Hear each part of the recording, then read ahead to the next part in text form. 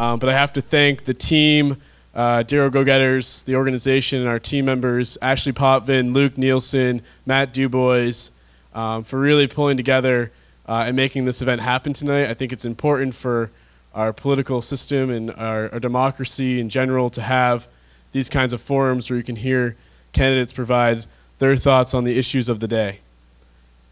As you walked in this evening, you received a piece of paper. It has the debate rules, including the way in which we have expectations set for our audience. If these rules are not followed, if you are to disobey the rules, we will ask you to leave. I would hope that a polite ask will be well received. If it's not, we will ask the candidates to leave the stage. The candidates will exit the stage, and the debate, regardless of which one we're on, whether it be the first, the second, or the last, will be over. And so if we have a problem with the first debate, you won't see the rest of the other debates. So let's try to be well behaved.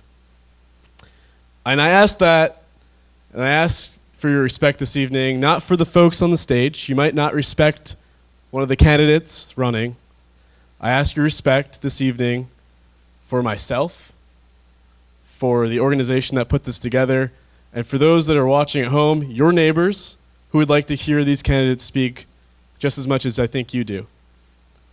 So without further ado, I would like to introduce our debate moderator for the evening, a young entrepreneur, a Darrow Go-Getter, Rye Russell.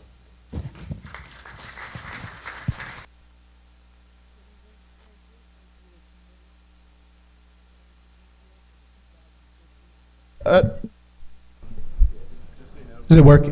Oh. Thank you very much for having me for the 2015 Biddeford Municipal Debate. Ryan, thank you. We're going to go ahead and introduce the City Council at large along with the Ward 5 candidates. Starting directly to my left, Laura Seaver. Current Councilman Mark Lessard. Joanne Toomey. Doris McClough. Absent tonight, Melissa Benarowski. Now, Ward 5, Perry Aberley. Councilman Bob Mills. Nathan Bean. And Carol Beaujolais. Absent tonight, Milton Truman. And I just want to interject real quick before we get officially started here. You'll have to tap your mics to get started, so Ryan will notify you if your mic is not on. And also, applause were great just now, but they will not be permitted during the rest of the debate. They will be permitted at the end of the debate, and no outbursts as well. So I want to be clear as to what the rules are in case you didn't take the time to read. No applause, no comments. The candidates can handle the talking. I'm pretty sure of that. Thanks, Ryan. So, the City Council debate rules. This debate will be 40 minutes, 10 minutes for opening and closing statements, 30 minutes for general and pointed questions. Each candidate will receive 20 seconds to respond to a question. They will be cut off after 20 seconds due to the time constraints. There will be no rebuttals, even if a fellow candidate's name is mentioned. You can choose to use your time during the next question to rebut. However, you will not be given extra time. You are asked to maintain civility and respect. There will be no vulgarity or name calling permitted. If your answer trails off into this area, you'll be cut off and your time to answer the question will be lost. You'll be asked to provide an opening and closing statement. Each statement must be 30 seconds at most. You will then be asked a series of general questions that address the issues important to the voters of this city. You will then be asked a pointed question that gives you an opportunity to address an issue that your opponent or opponents have raised about you. You will then be asked a series of general questions once again.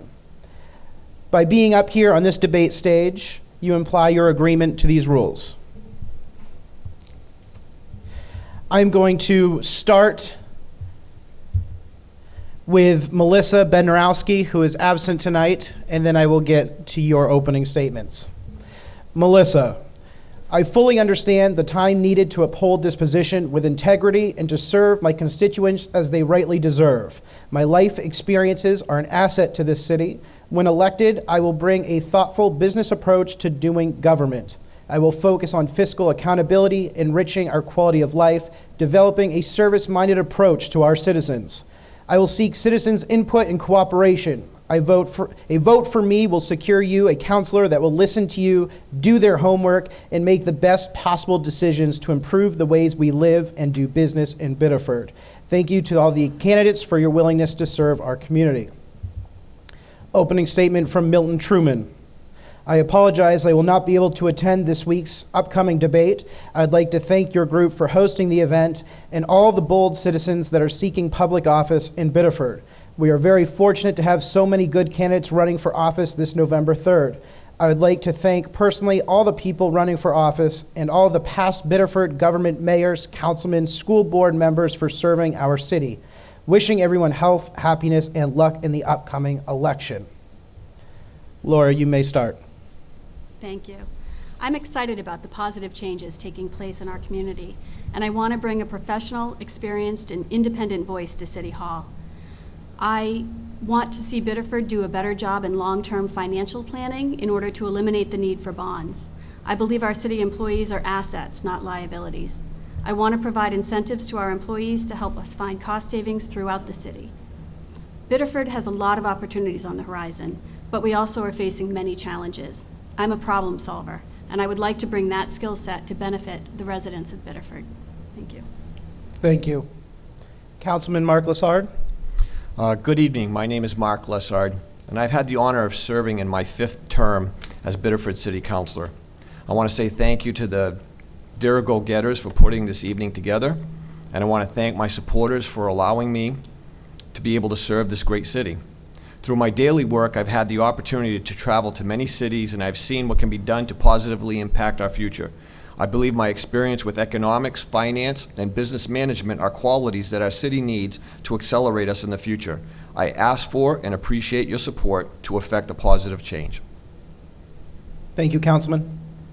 Joanne Toomey. Thank you. I'd like to also thank the Dear Go-Getters for organizing. Joanne, could you push your microphone, please? I thought I'd project. Okay, thank you. I'd like to thank the Dear Go-Getters for organizing this tonight. It's very sad that we couldn't get the Chamber of Commerce involved. I don't know why that is. I have been a public servant for 18 years because I love the people of Biddeford. I am excited about the future, but not the way it's going right now. What I am concerned about is gentrification. I am very concerned that as all this new development comes in, the older people who founded this community, who worked in those mills, will no longer be able to afford their taxes, and they're moving out. If you see, every other house seems to be for sale. We have a Thank you, Ms. Toomey. We need to move on. My name is Doris McAuliffe. Thank you for sponsoring this event. Can you please hit your microphone? Okay, my name is Doris McAuliffe, and I'm running for the betterment of the city. I have seen that our city is going downhill at a very quick pace. The drugs, people moving out, the schools are defective. I would like to be a part of bringing that back up to a standard that where everybody can be proud of being in Biddeford. Thank you. Mr. Aberle? Poverty is on a rise. Drug abuse is on the rise. I don't see positive changes happening. I don't see economic developing happening. I see immoral injustices happening. I see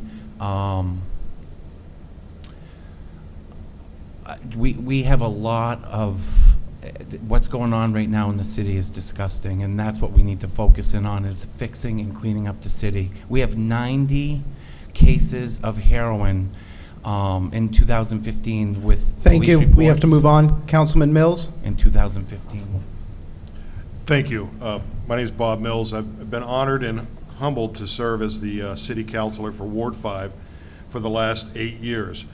It's been very exciting to be involved in the process of Biddeford revitalizing in the downtown area and throughout the entire city. It's important to understand, not only do I sit as a Ward 5 councilor, but I'm a city councilor for the city of Biddeford. So every decision that I make, I try to make a rational decision when I do my homework. I'm always here for anyone to ask me any questions. Thank you, Counselor. Thank you. Mr. Nathan Bean. Good evening. I'm here tonight as a dedicated father and husband, a career educator, and a proud Biddeford homeowner.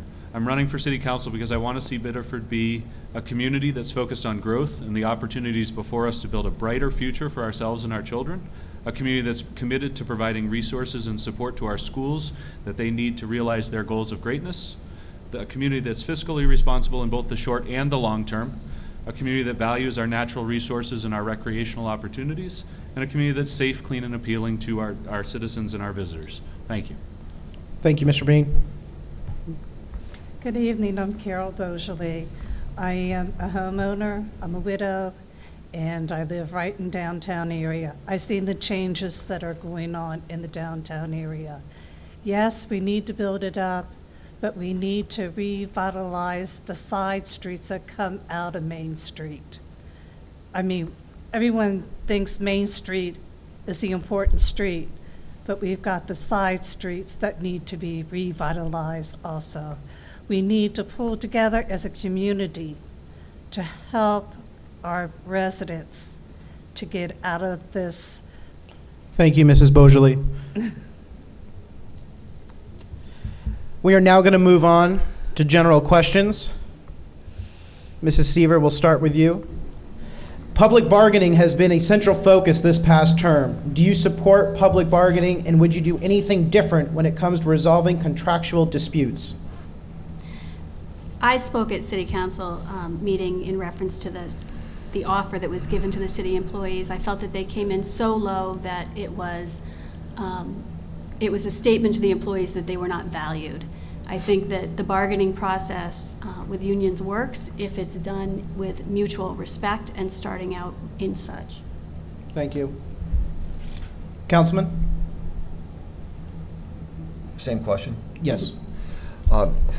People need to understand that there's a process that goes along with union contracts. It's a matter of both entities starting from one end of the spectrum to the other. We've recently, this past week, approved the union contracts for the police and the public works, and we've been able to make fantastic gains for sustainability of these contracts moving forward in the future. Thank you. Mrs. Toomey, same question. I really think there's a different way to go about it. You shouldn't have to have the unions coming to the council in front of the mayor and the council and begging, and that's what they're reduced to. There is no respect for the workers of the city when you put them through this.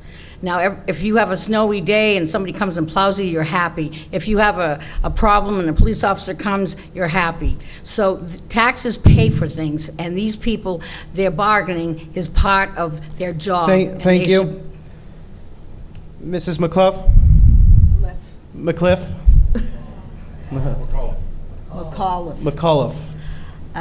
I think that, for me, I like transparency more, and that this union was totally unfair for the city councilors as well as for us citizens who attend meeting to see that the fire department and police department have to come in force to show that they are serious about getting their contracts done. So I am for transparency and.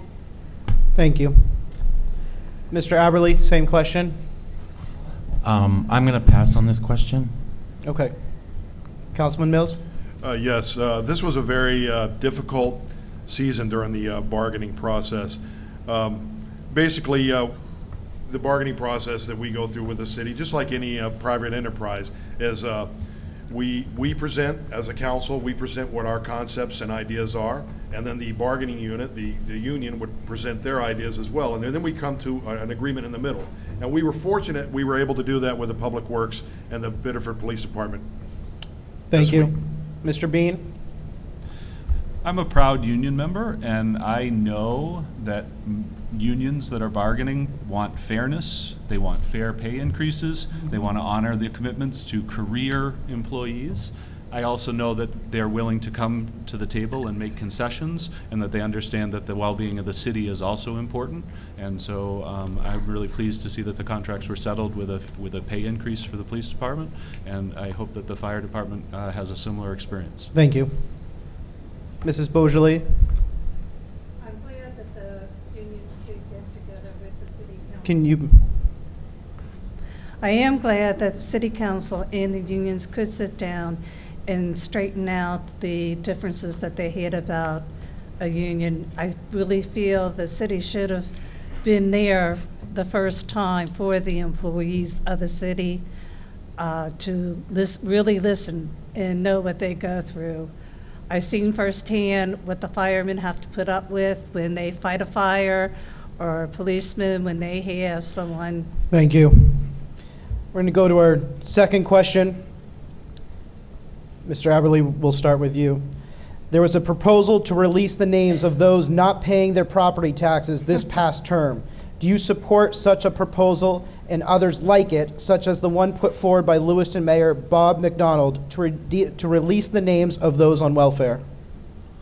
Absolutely not. Today, we're in a time where people are having a hard time putting food on their table. People are having a hard time finding a place to sleep. You know, if it comes down to putting food on your table and feeding your children or paying your taxes, sometimes you just got to pick and choose what you got to do, and it's not okay to humiliate people because they're going through tough times, plain and simple. I would never, ever Thank you, humiliate. Mr. Aberley. Councilman, same question. Yes, I actually was not in favor of publicizing people that were behind on their taxes. That is information that people can find out if they would desire, but I don't think it's something that we as a city should publicize on the website. As far as what the Lewiston mayor's done, I think that's a privacy matter between an individual and their family. If the individual family. Thank you, Councilman. Thank you. Nathan Bean? I think that this is part of a larger issue. We need to say no to politics that are about hate and fear, and we need to say yes to politics that are about change and growth and positivity, and it's really that simple for me. Thank you. I feel that we should not publicize people's names if they're late with their taxes or unable to pay for their tax bill. I think it's a form of invasion of privacy. It also seems like it's almost becoming a police state, that if you don't do something right in Biddeford, you're going to have your name in the paper for not following the rules of certain individuals. Thank you. Thank you. Mrs. Seaver? Thank you. I think there's a misunderstanding about what it meant to publish. The information that was requested is in fact public information, and it had to do with making that more easily accessible within the computer system.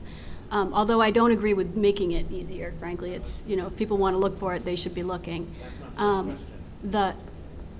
Excuse me. Go ahead, Mrs. Seaver. As to publishing who's on welfare, I absolutely would never agree with that. It's confidential information and should always remain that way. Thank you. Councilman?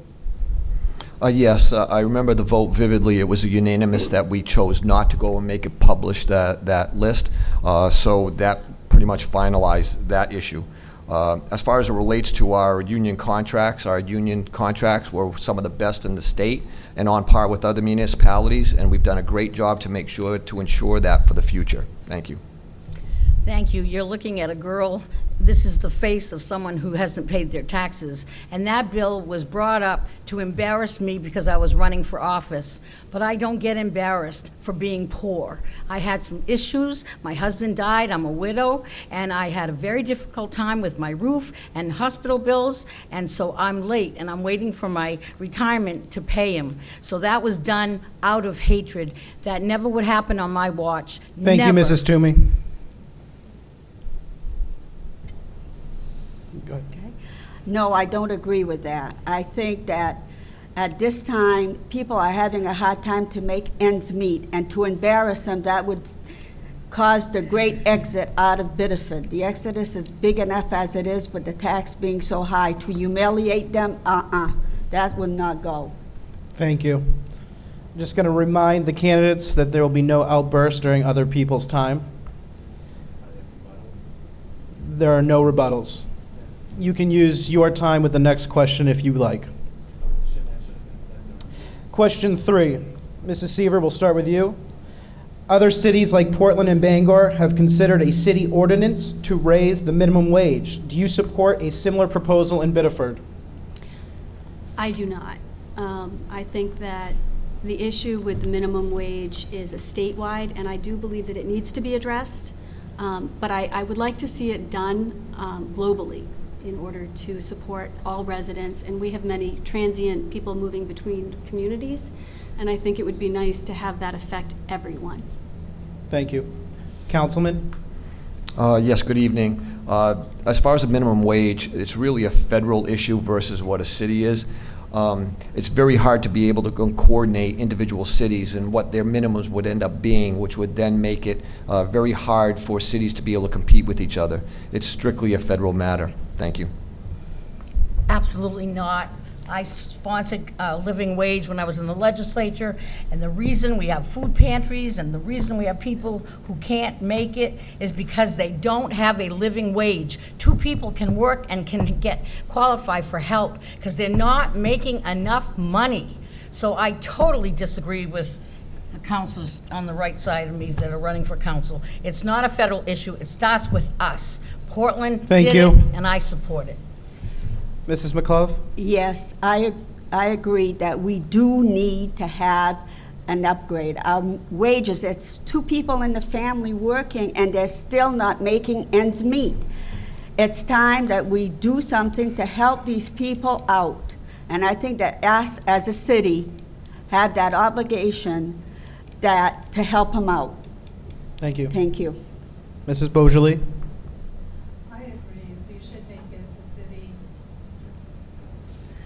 I agree, we should make this part of the city issue. Even a person who works for themselves, they have a hard time making money if they're not even making minimum wage. You talk about 2 people, it's hard. When you have more than 2 people in the family, it's even harder to get the food on the table, to pay your light bill. Thank you.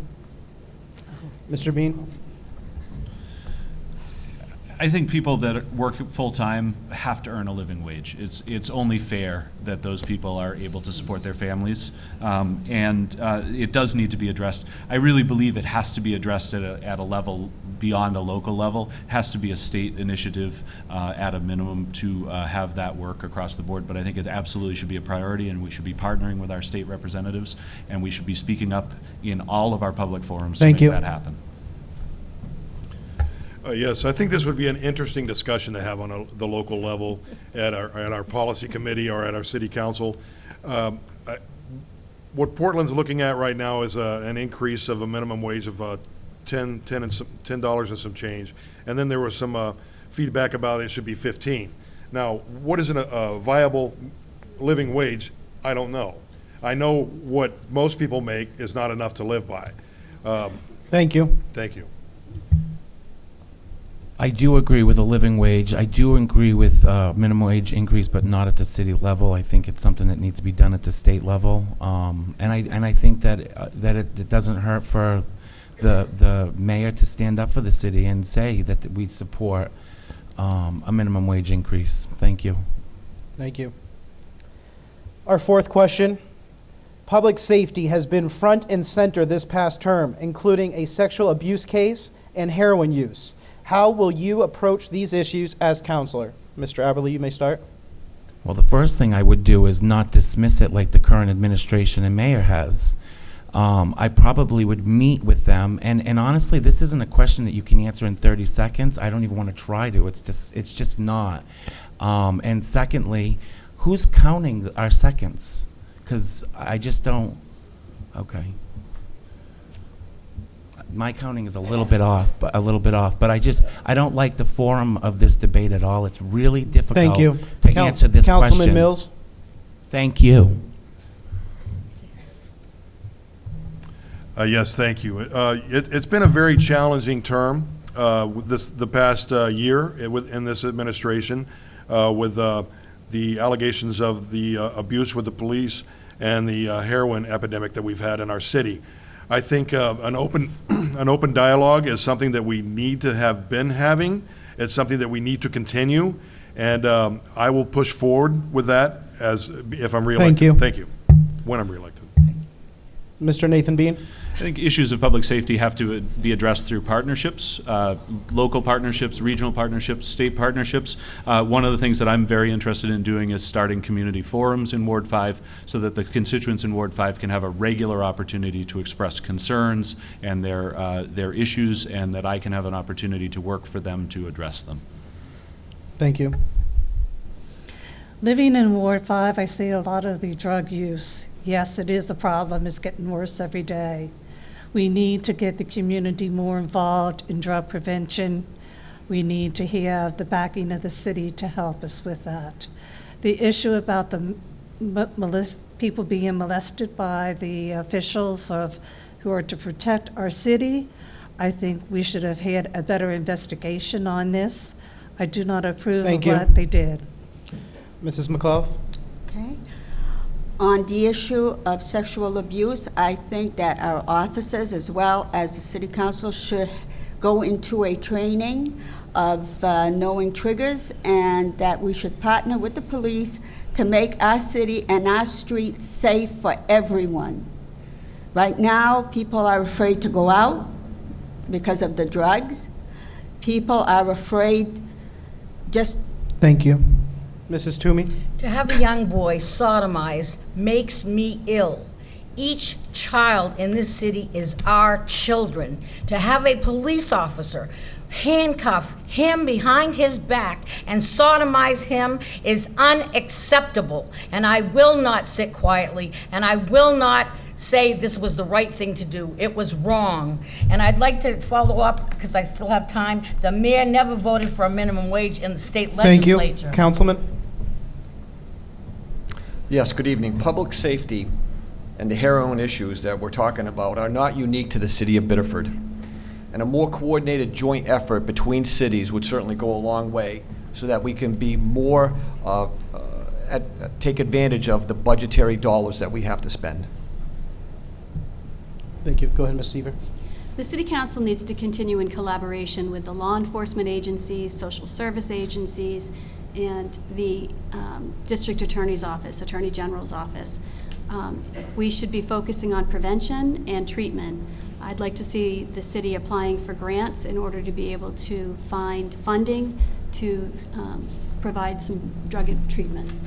Thank you. So our next section for these counselors are going to be pointed questions. These will all be independent to yourselves. We'll start with Mrs. Seaver.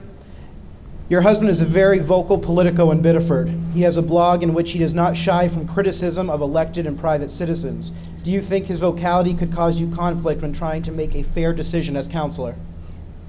I don't doubt that I'm going to be the subject of his blog at some point when we disagree. That's the reality of our relationship. I've never shied down from my own opinion, and I never will. Thank you.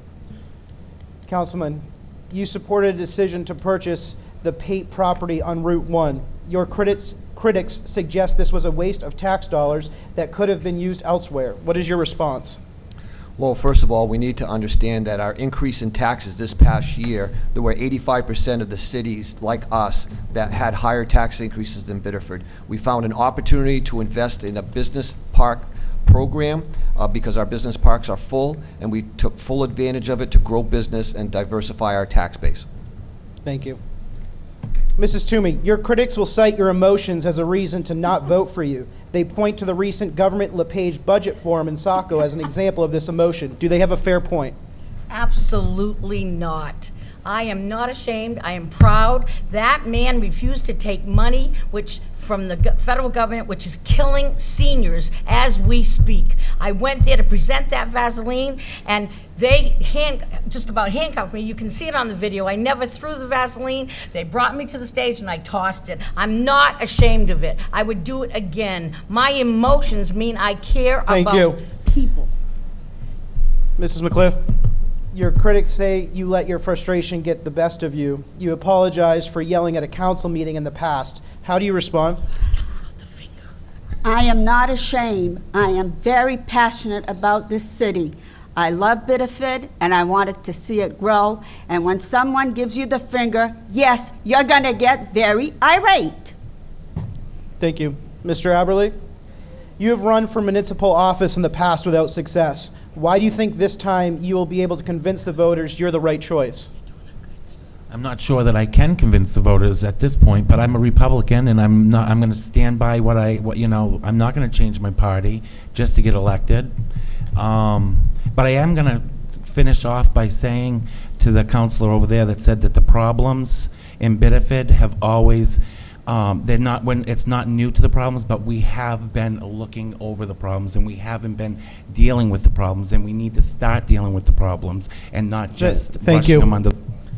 Councilman Mills, some would say your extensive experience is a plus, and others might say your experience is stale, and that it is time for someone new to represent Ward 5. How do you respond? Well, I really have enjoyed being on the council for the last 8 years, and when I was first elected in 2007, I was a visionary, and I continue to be a visionary because I've seen what we've developed downtown, I've seen what we developed in the city and other communities that I've lived in, and I see the continued vision going forward, and I don't think the stuff that I've been doing is stale. Thank you. Mr. Bean, you are new to the political scene in Biddeford. What makes you more qualified than the others on stage with you?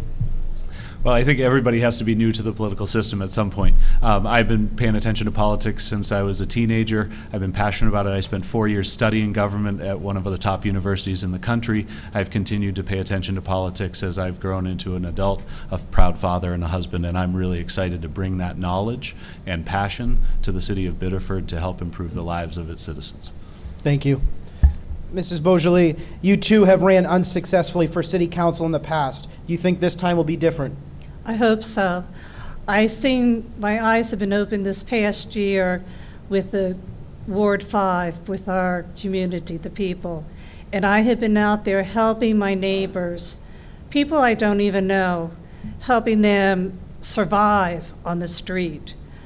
They know that I'm there for them. But the seniors that live in my area, they know that I'm there for them, that I will speak out for them. Thank you.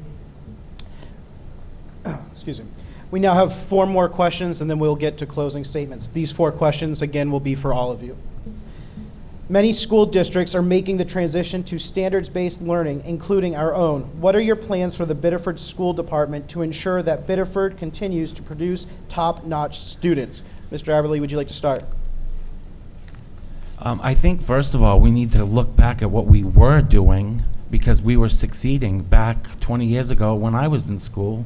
We were National Schools of Excellence. Today, you can't say that. Dr. Roger Spignati, our superintendent back then, was absolutely the greatest thing to happen to the school system. And then things just started going down the tubes. Sorry, but it's true, and it's been that way for years. Councilman Mills? Thank you. I support our school system. I support it tremendously. I always have since I've been on the city council. I have 2 children that are in our school system. It's important to realize that the job as a city councilor is not to dictate how the school system is ran. Our sole function is to control the budget of the school system. It's unfortunate that a question like this came forward, but that's fine. Thank you. Mr. Bean? Thank you. Part of the reason I'm running for city council is that I think it's really inexcusable that the city of Biddeford is funding the school system nearly $750,000 under what the state has said are the minimum expectations for students to achieve their success and meet the standards. The cost for somebody that owns a $250,000 house The additional cost to fund schools at a minimum level would be $80 a year. Thank you. Mrs. Beaujolais? I feel that the school board should get back to the basics of education. Our children are graduating, they don't know how to read, they do not know how to write. This is shameful for Biddeford. We were a blue ribbon school system, and we need to get back there. Thank you. Thank you. Mrs. Seaver? Well, as the city charter states, the city council does not have authority over the school department. The school committee does that. And the sole responsibility of the city council would be funding, and I do believe that we need to ensure that we are funding them enough to be able to meet the needs of our students. Thank you. Go ahead, Councilman. Yes, one of the first things to do is to change the way that Augusta does the funding for schools. If you take a look at us versus Sanford, we receive $10 million less than they do on their schools, and it's strictly because we are a coastal community and not inland like Sanford. If we had the right money funded the way that it should be by all of the state guidelines, we would have $10 million extra in our coffers to be able to provide education. Thank you.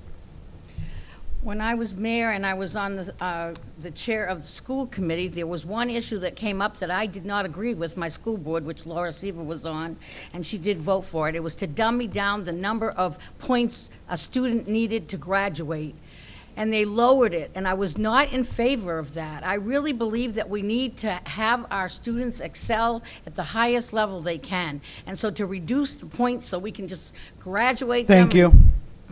Can't even finish. Okay. I think that now the school needs to return back to the 3 R's, reading, writing, and arithmetic. Right now, our students cannot read properly, and some of them can't even write their own name. So I think that the school system now needs to, at any choice, I forgot the word, sorry. It's okay, thank you. Second question. Trying to think too fast. Some have argued a parking garage is needed to encourage further downtown development. Do you agree? And if so, how is it paid for? If not, do you think the parking will eventually be a problem, and by not addressing it, you are kicking the can down the road? Mrs. Seaver, please start. I think we definitely do have a parking issue in Biddeford that we clearly need to study. I think that it really deserves more study to determine what ways we can fix it. I can say that I would not support a parking garage or any other solution that affected the taxpayers. Thank you. Yes, thank you. I've led an effort to be able to have a downtown area set up as far as a district in downtown separately taxed. And as far as a parking garage, I would not do that with any of our city funds. That should be done by investment capital to be able to get that done to benefit all of the other businesses that we have downtown.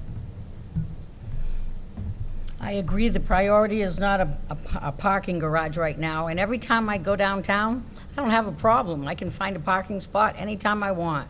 So until that changes, I don't see it. I see other needs. Our infrastructure is much more important right now than a parking garage. Thank you. I don't believe that a parking garage is a thing that we need at this point. I went to the Biddeford Ball, and there was also an activity done by Grady's in the parking lot, and we had plenty of parking space for boat event. So I don't think we need that. That's wasteful. Carol, go ahead. I agree, we do not need a parking garage. The voters of Biddeford has stated twice to the council and to the city that they do not want a parking garage. There are other ways that we can handle the parking situation, and parking meters will not be a way of what the Biddeford citizens want. Thank you. The issue of parking has been studied, and the study is very clear that this is a long-term issue, not a short-term issue, and that if we finish the mill redevelopment, and if we have, I believe the study says 40% occupancy at downtown, then we will have a parking issue. So this is about long-term planning, not what the short-term needs are, and we have to find a way to do it in a way that's responsible and that doesn't put that imposition on the taxpayers of Biddeford. Thank you. Yes, thank you. I do believe that there is a parking problem downtown now with the businesses that we've incorporated in the city of Biddeford thus far, with Portland Pie Company, as was pointed out earlier, the Biddeford Ball. There was a large parking issue going on. If you go down Lower Main Street, it's difficult to get down the street. Looking at a parking garage is something that I think we should consider as a city council, but I think it needs to be a corporate sponsorship. Mr. Aberle? I don't support a parking garage. I don't think we need one right now. I don't think we can afford one right now. And I think also the fact that we have been talking about this for months, for a year, and we still can't even solve the problem with the police officers, this abuse with the children, and that needs to be solved before we even look into parking cars. And I mean, seriously, Thank you. Our final question is from Facebook. We'll start with Mr. Aberle. If you are not elected, will you still stay active, and what will you contribute? Well, I haven't been elected the last 3 times, and I continue to stay active. I volunteer at the local pantry, the In a Pinch non-food pantry. I'm always active in my community, and I always will be. And I think that if you become active just because you're running for politics, shame on you. Thank you. Councilman Mills? Same question? Same question, please. Yes, I would still be involved in the community as I was before I was elected as a city councilor. I was involved in a number of commissions and committees with the city. I also am involved in a lot of animal welfare type projects, and have been involved with the food pantries and things, and I've always been involved with the community and the schools. Thank you. Thank you.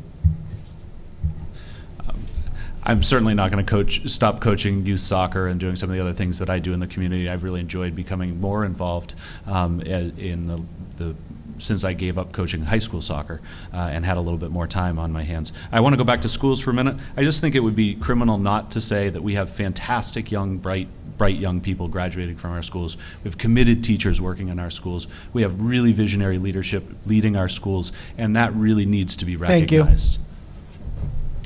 I will continue to work in the community of helping the people that are homeless around me. I will continue to support my senior citizens that live around me who are afraid to walk the streets because of the drug addicts, or they're afraid they're going to be hit by a car. I will still support my city. As a resident of Biddeford, I will never give up on making Biddeford one of the best cities in the state. Thank you. Thank you. Mrs. McCliff, same thing? Yes, I will. I will be in everybody's face as much as I can because I love the city, and what's going on with the abuse is unconscionable. I will, and I am committed to help my city grow. Thank you.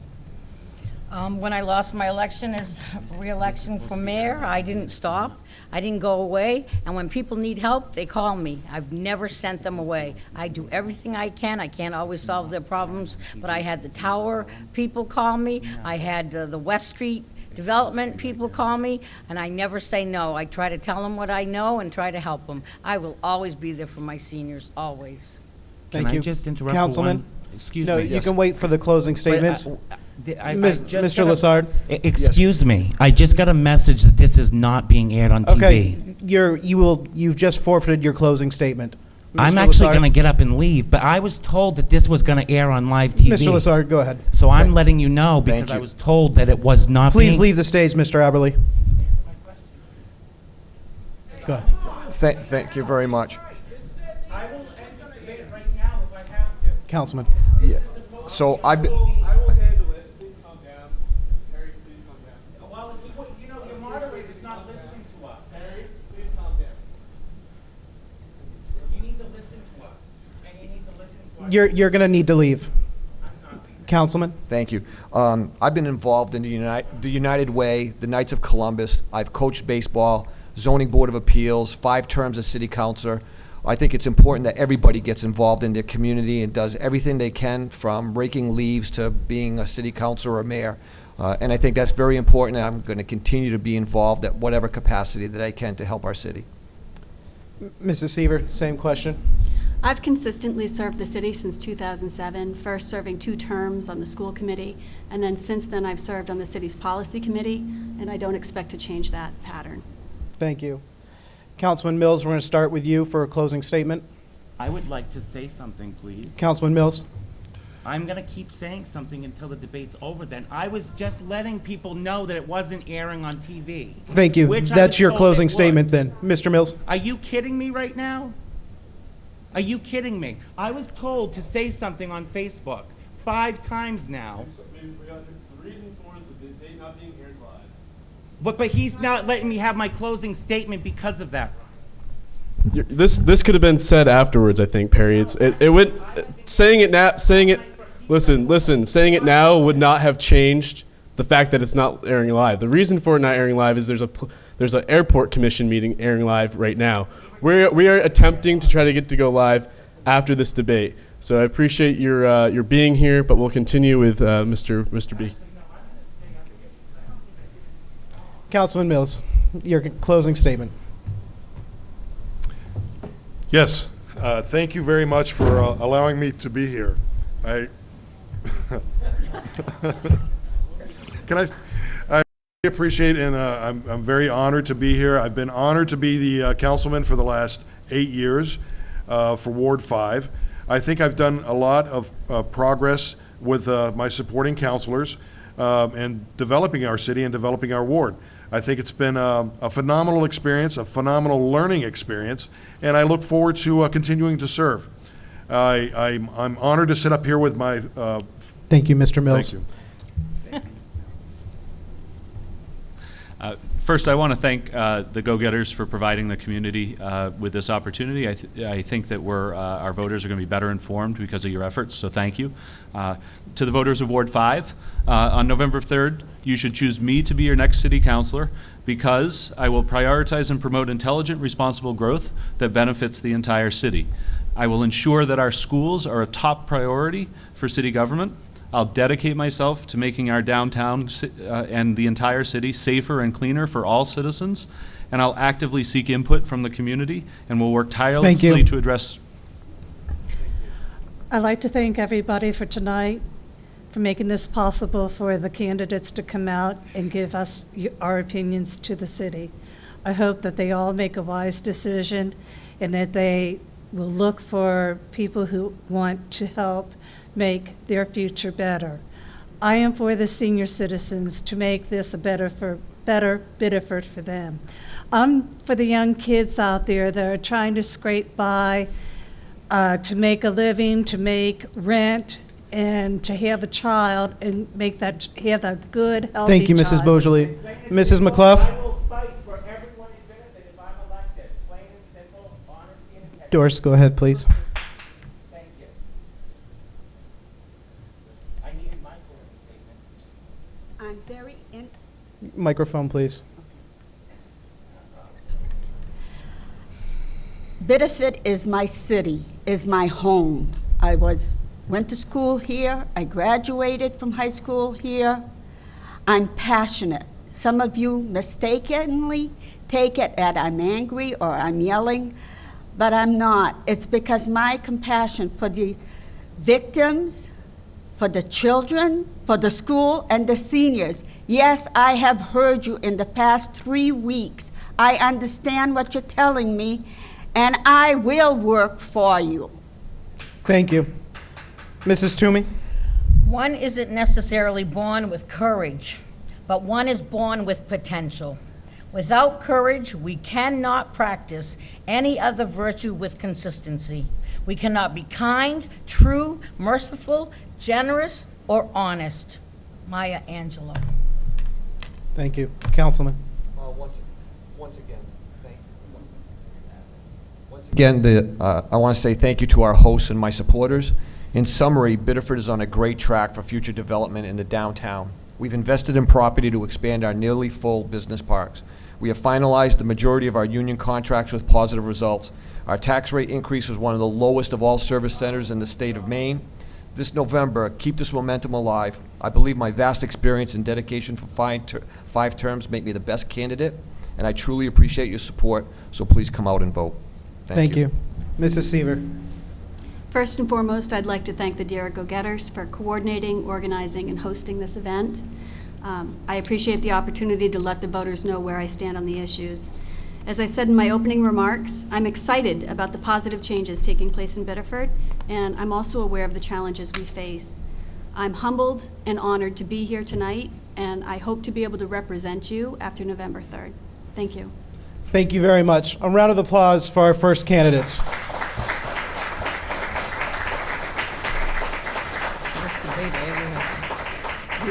We're now going to take a quick break while the candidates from Ward 1, 2, 3, 4, 6, and 7 make their way to the stage.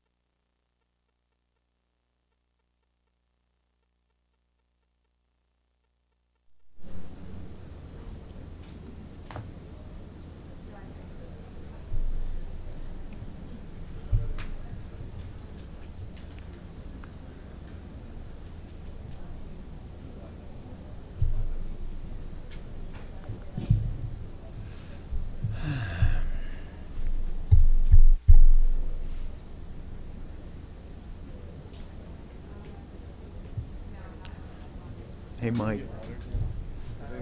can we just leave these on, or is it going to create feedback problems? Well, I know, but that's natural. Hey, it's Poland Spring. Corporate logos. You going to turn those off? Those suck. Yeah. We want to keep our...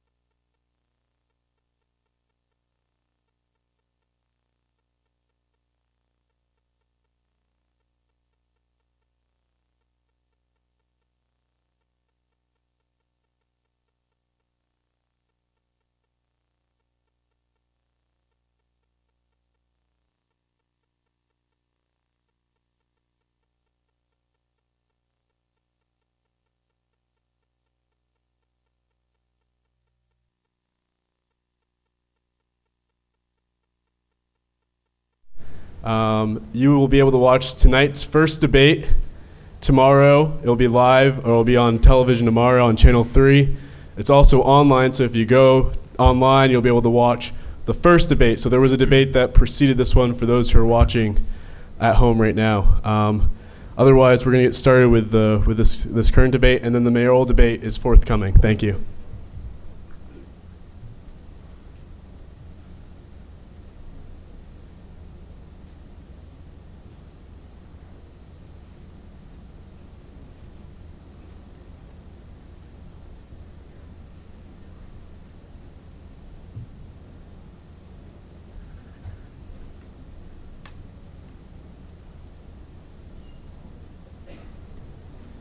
Thank you. We're ready to get started. Starting here to my left, Michael Swanton. Let's see. Is Mr. McCurry here? No.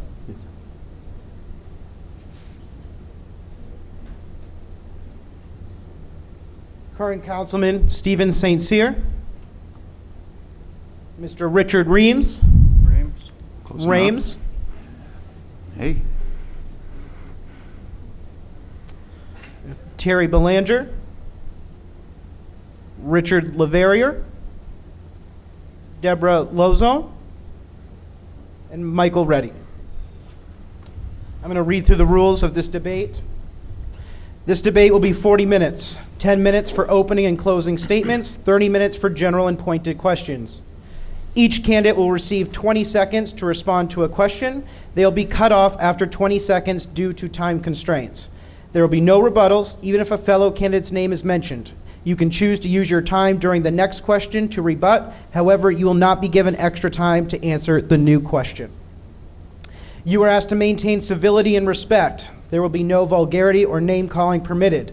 If your answer trails off into this area, you'll be cut off and your time to answer the question will be lost. You'll be asked to provide an opening and closing statement. Each must be within 30 seconds at most. You will then be asked a series of general questions that address the issues important to the voters of this city. You will then be asked a pointed question that gives you an opportunity to address an issue that your opponent or opponents have raised with you. You will then be asked a series of general questions once again prior to your closing statements. Being up here on this debate stage, you imply your agreement to these rules. I'm going to read the opening statement for Ben Naveau and Kathleen Russell, no relation. Ben Naveau, I regret that I was not able to attend this event in person this evening due to a work conflict which I was unable to change, and a family commitment. I appreciate that the event moderator can make the following statement on my behalf. I am running for city council because I believe in public service. I was raised and educated in Biddeford, and I am a 21-year veteran of the United States Air Force. I have served our nation since 1983 and believe that public service is about putting people first. It is also about dedication, respect, and representing all citizens so that differing opinions can be heard.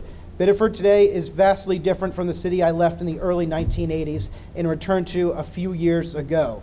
There are social and economic issues that have to be addressed immediately, and I am prepared to do that by listening and helping to create an environment that ensures all voices are heard.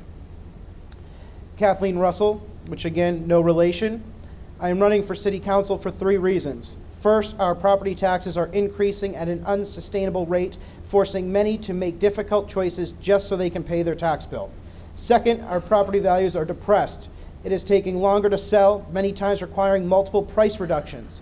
Third, our city spending and ensuring we spend city money like we would spend our own money, because it is. In closing, I will consider property taxpayers in every vote. If I am elected to represent Ward 1, I promise to work hard for my neighbors and will ask lots of questions. Councilman Swanton, I will start with your opening statement. Thank you. I'm Mike Swanton. I'm the councilor from Ward 1. The reason I'm running for re-election is I want to finish what we started. We're almost have the Public Works and the Police Department contracts signed. We have to work on the contracts with the Fire Department. Another thing, one of the things I want to make sure we get done is to sell 3 Lincoln Street, which is the old Merck property. The new city manager's only been on the job for a month and a half or 2. I think he's going to work out very well, and I want to take credit for hiring him. Thank you. Councilman St. Cyr. Good evening. I'm the new councilor from Ward 3. Since March, I've stepped up to fulfill the remaining term of the former councilor. I was specifically brought in because of my accounting, tax, and management skills, and was helpful in addressing the city, helping the council and the city address its budget process. I've done my homework, I've been prepared, I've positively and constructively contributed to the process, and I've made every decision with Biddeford citizens in mind. Thank you. Thank you. Mr. Rames. Thanks. I'm Richard Rames. I got into political struggle back in the 70s out of self-defense, and I have found that I've had to remain involved many times against my will. I was actually elected a couple of times to the city council. I've run more than I've been elected, but hey, I'm a farmer, so I'm used to adversity. Anyway, so I was very pleased and honored to be part of the last council, which I thought made... Thank you. Mr. Belanger. Okay. I hope you all can hear me. This is not going to take long because I'm running for this reason. So you people, when you come to meeting, you don't have 5 minutes to speak, or you don't have 20 seconds to speak. That is a complete waste of time. This is not established right. You need to be able to answer the questions. You can't just say, oh, you're done. That's a joke. Who are you kidding? Okay? That's what I want to see. I want people to be able to speak, not say, oh, that's it, you're done. I'm done. Thank you. Mr. Laveria? Jeez. My name is, sorry. Yes, my name is Rick Laveria, and I find myself, I've been in this quite a while, and I find myself, I've missed this. And the city's on the move, and I feel like I'm well prepared to what's the future of the city, what's going on. I'm well prepared for it. Thank you. Hi, my name is Debbie Lozon. I live in Ward 6, and I love Biddeford. I want to help make sure its future is as bright as it can be. After attending nearly every city council meeting this year, I realize we need to get back to basics across the board. I believe I can take the passion and experience that I've always applied to leadership roles, volunteering at various organizations, and applying it, being a strong counselor that will always keep the best interests of my constituents as my priority. I care. Thank you. Councilman Reddy? Yeah, my name is Mike Reddy. I'm the councilor from Ward 7. I think despite the challenges that we've heard a lot about recently, Biddeford's in a position to take advantage of some real opportunity.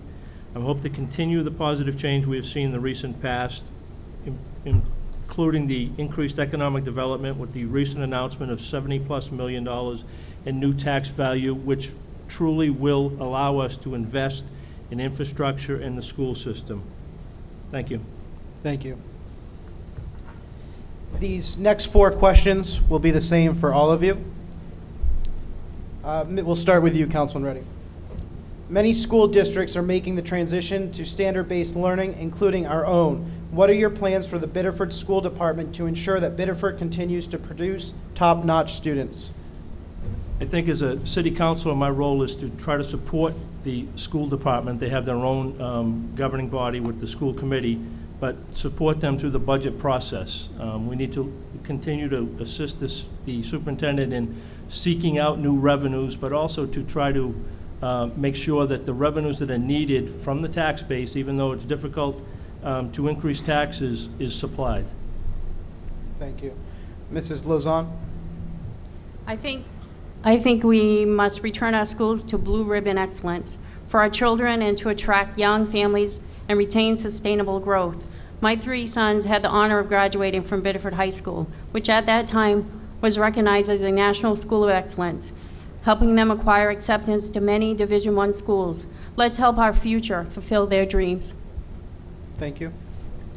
Yes, the role of the city council is to fund the school department, and certainly the school department has a, school commission.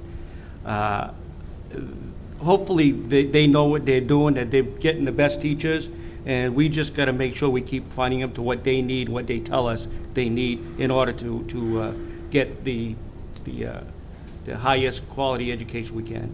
Thank you. Mr. Belanger? Unfortunately, we're not getting the highest quality education here in Biddeford. Biddeford used to be #1. Now I don't know where it is. It's probably one of the last schools here. And to say that we have a good teaching and schooling system, we don't. I had to show my granddaughter, who got all A's, how to write a resume. Okay? You graduate from high school, you don't know how to write a resume? You don't know what 9 and 9 is? Thank you. Mr. Rames? Where does the superintendent live? Mr. Rames? Well, the first part of your question had to do with standards-based, which is another way of talking about high-stakes testing, which I think was a deal with the devil, not to get too metaphorical here. But what we have in the state of Maine is quote-unquote excellence by zip code. And Biddeford school population is more than... Thank you. Mr. St. Cyr? Okay. Complex ideas, huh? Yeah. The school's under pressure in part because of the loss of state aid. We as city councilors and mayors have to work with our state delegation to make sure that we get our fair share of state dollars. And I'm confident in the superintendent and the school board to run the school system the way it should be run. Thank you. Councilman Swan? Yeah, the school board is actually who is in charge of the curriculum. We only vote on how much money they can have. And Jeremy Ray is very good at presenting his budget to the council. We have in the past given, I think we gave him everything he asked for last year, 2 years ago, or close to it. And thank you, Mr. Swan. I continue to support it. Our second question. Some have argued a parking garage is needed to encourage further downtown development. Do you agree? If so, how is it paid for? If not, do you think parking will eventually become a problem by not addressing it now? We're kicking the can down the road. Mr. Swan? No, we don't need a parking garage today. We do need a plan in place for the day that will come that parking will become a big issue. 80% of the people who work downtown think there is a parking problem. People like me who shop downtown will never have a hard time finding a free place to park. But yes, we do need a long-term plan. Thank you. Mr. St. Cyr? It's not a problem today. It certainly is a potential problem down the road. And if it's necessary, it should be self-supporting. Thank you. Mr. Rames? As was stated in the previous debate, it's a long-term issue. I think we missed our opportunity to do it the most cheap way forward. We have roughly 30 acres of built landscape down there, and we're going to run up against it. Most of the projects, only about a few of the projects have so far been built that are coming. Thank you. Mr. Belanger? Hello again. We certainly don't need a parking garage. There's plenty of parking down there, but you don't want to go at night because it's not safe, okay? You need to stay away from downtown at night, so you can say all you want about downtown. I've sat there and watched the people that go in and out of there. Don't need a parking garage. Yeah, I support a parking garage now for the future also, but I will never approve a parking garage that's under the taxpayers. I will not do that. If it increases the tax rate, I will not do that. So, but I support a parking garage. Thank you. When the need is great enough and the property tax revenue is enough to sustain the construction of a garage, I will support it as long as it is not a tax burden. Mr. Reddy? And I think absolutely it's a long-range situation. We don't need parking, a parking garage downtown right now, but we've just, I think, identified about 200 new apartments going into that area. Those people are going to have places to park. The planning board is not giving waivers to any other businesses that go down there for parking. So there's going to be need for some structured parking. The plan was never to put it on the tax base, it was to be on the TIF. The next question is, as this event is hosted by Dear Go-Getters, a young professionals group in Biddeford, Saco, what do you think Biddeford has done and can do to attract more young people to live and work here in Biddeford? Mr. Reddy? I think one of the things that the city's doing is trying to work with UNE to make sure that the young people that come here as students stay. They're trying to get them involved in the city life. They're trying to get them involved in the school district to volunteer. And I guess the other thing is, as we provide more economic activity downtown, more economic opportunity, then the young people will stay. Thank you. Mrs. Lozon?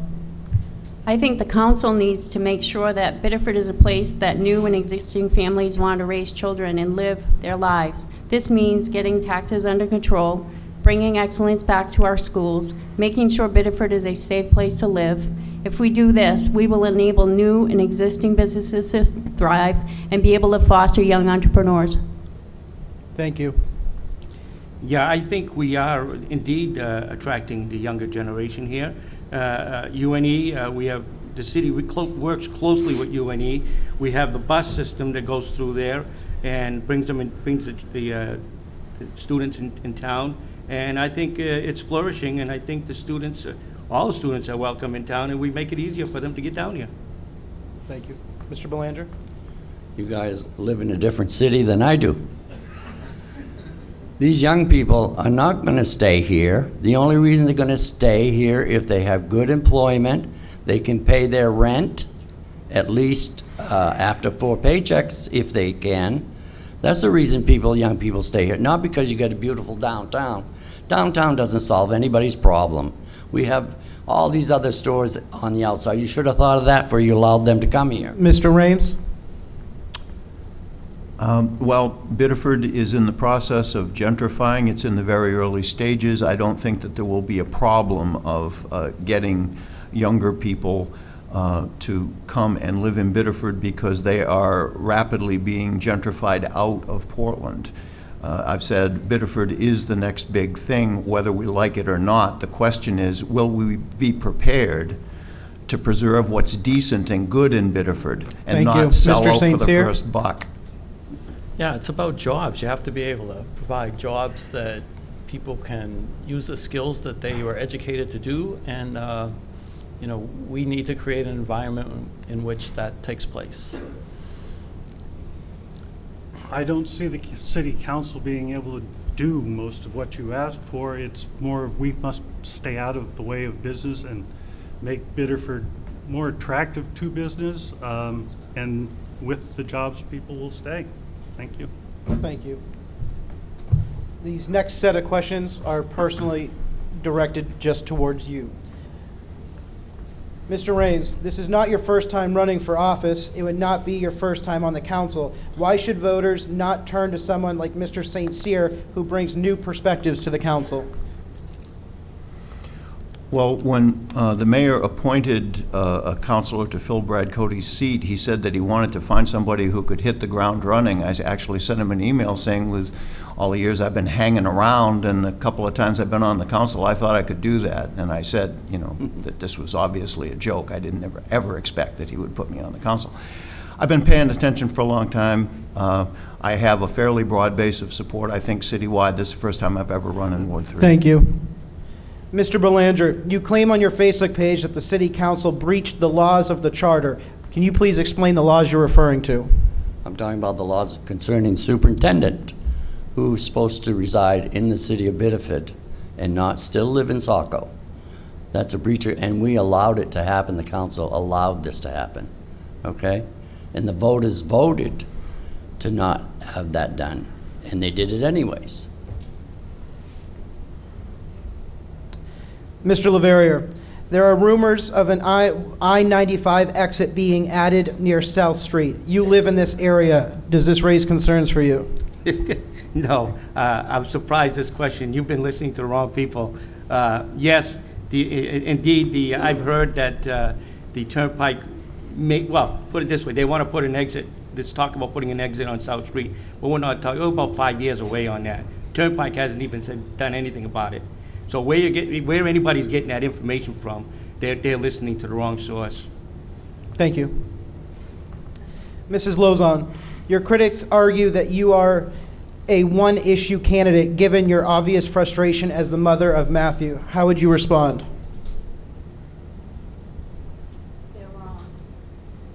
They're wrong.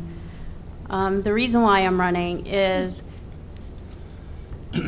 because I want to make Biddeford a better place.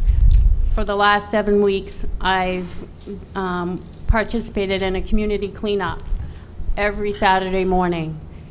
The trash, the drugs, the syringes, the alcohol bottles. Thank you. Mr. Reddy, your opponent believes it was fiscally irresponsible to spend money on a mailer regarding the bonds. He said information should have been sent out with tax bills. Is this suggestion wrong? No, excuse me, no, the suggestion isn't wrong. The timing was not possible. To have this done with the tax bills, it would have had to have been sent out in July. The city council didn't even support including the bonds until September.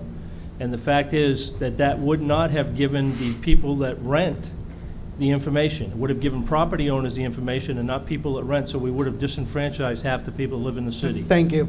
Mr. Swan, your opponent has been very critical of rising taxes in the city and disagreed with spending nearly $4,000 for a mailer to inform voters about the bonds. Do you think this kind of spending conflicts with fiscal conservatism? When I first started running, I thought I could cut 25% out of the budget, but lo and behold, that's impossible. You want me to answer all that in 20 seconds? Thank you, Mike. The mailer costs 14 cents per household. I don't think that's an outrageous amount of money. Thank you. Thank you. Mr. St. Cyr, on Tuesday you voted against the long negotiated contract for city employees like our police. Why? I specifically voted against it because of the 11.4% and 8.9% pension contributions to police and public works. I don't know of any employer who's providing those kind of pension benefits. You know, I would ask people to look at their own pension contributions, and if their employer is doing that, then they're doing well. In today's economy, we can't afford that. The people of Biddeford can't afford that. Thank you. Next set of questions is for all of you. Public bargaining has been a central focus for this past term. Do you support public bargaining, and would you do anything different when it comes to resolving contractual disputes? Mr. Swan. Bargaining is playing hardball with labor unions, and it's hardball. And that's why we had to hire an attorney to Mike Wing to bat for us. And it's tough, but we came out with a good solution. I think both people were grumbling and not very happy, and that's just where you want to be. Thank you. Mr. St. Cyr? Yeah, it's a difficult process. I wasn't on the council when the initial proposal went from the council to the unions. It was a very hard line, not very realistic, almost a non-starter. I think it was a step in the right direction, but again, certain benefits are just too generous and not something we can afford. Thank you. Mr. Rames? Yeah, well, as Mr. St. Cyr pointed out, the initial insulting take it or leave it position of the council was an affront to working people everywhere, I would suggest. The city, I've always felt, should lead by example. It's probably escaped nobody's attention that we're on a massive down escalator economically, and I don't think that the city should be adding fuel to that particular fire. Mr. Thank Belanger? you. You know, after all these months and stuff, right before you get to submitting what you want, okay, if you can't deal with it, council people and mayor, you should be ready to sit down and deal with it. It doesn't take 3 weeks to answer these questions. One day, you're done. If you can't do it, then give it to an arbitrator and let him settle it. Don't let it drag on for months and months and months. That makes people irritable. Thank you. Mr. Leverrier? Thank you.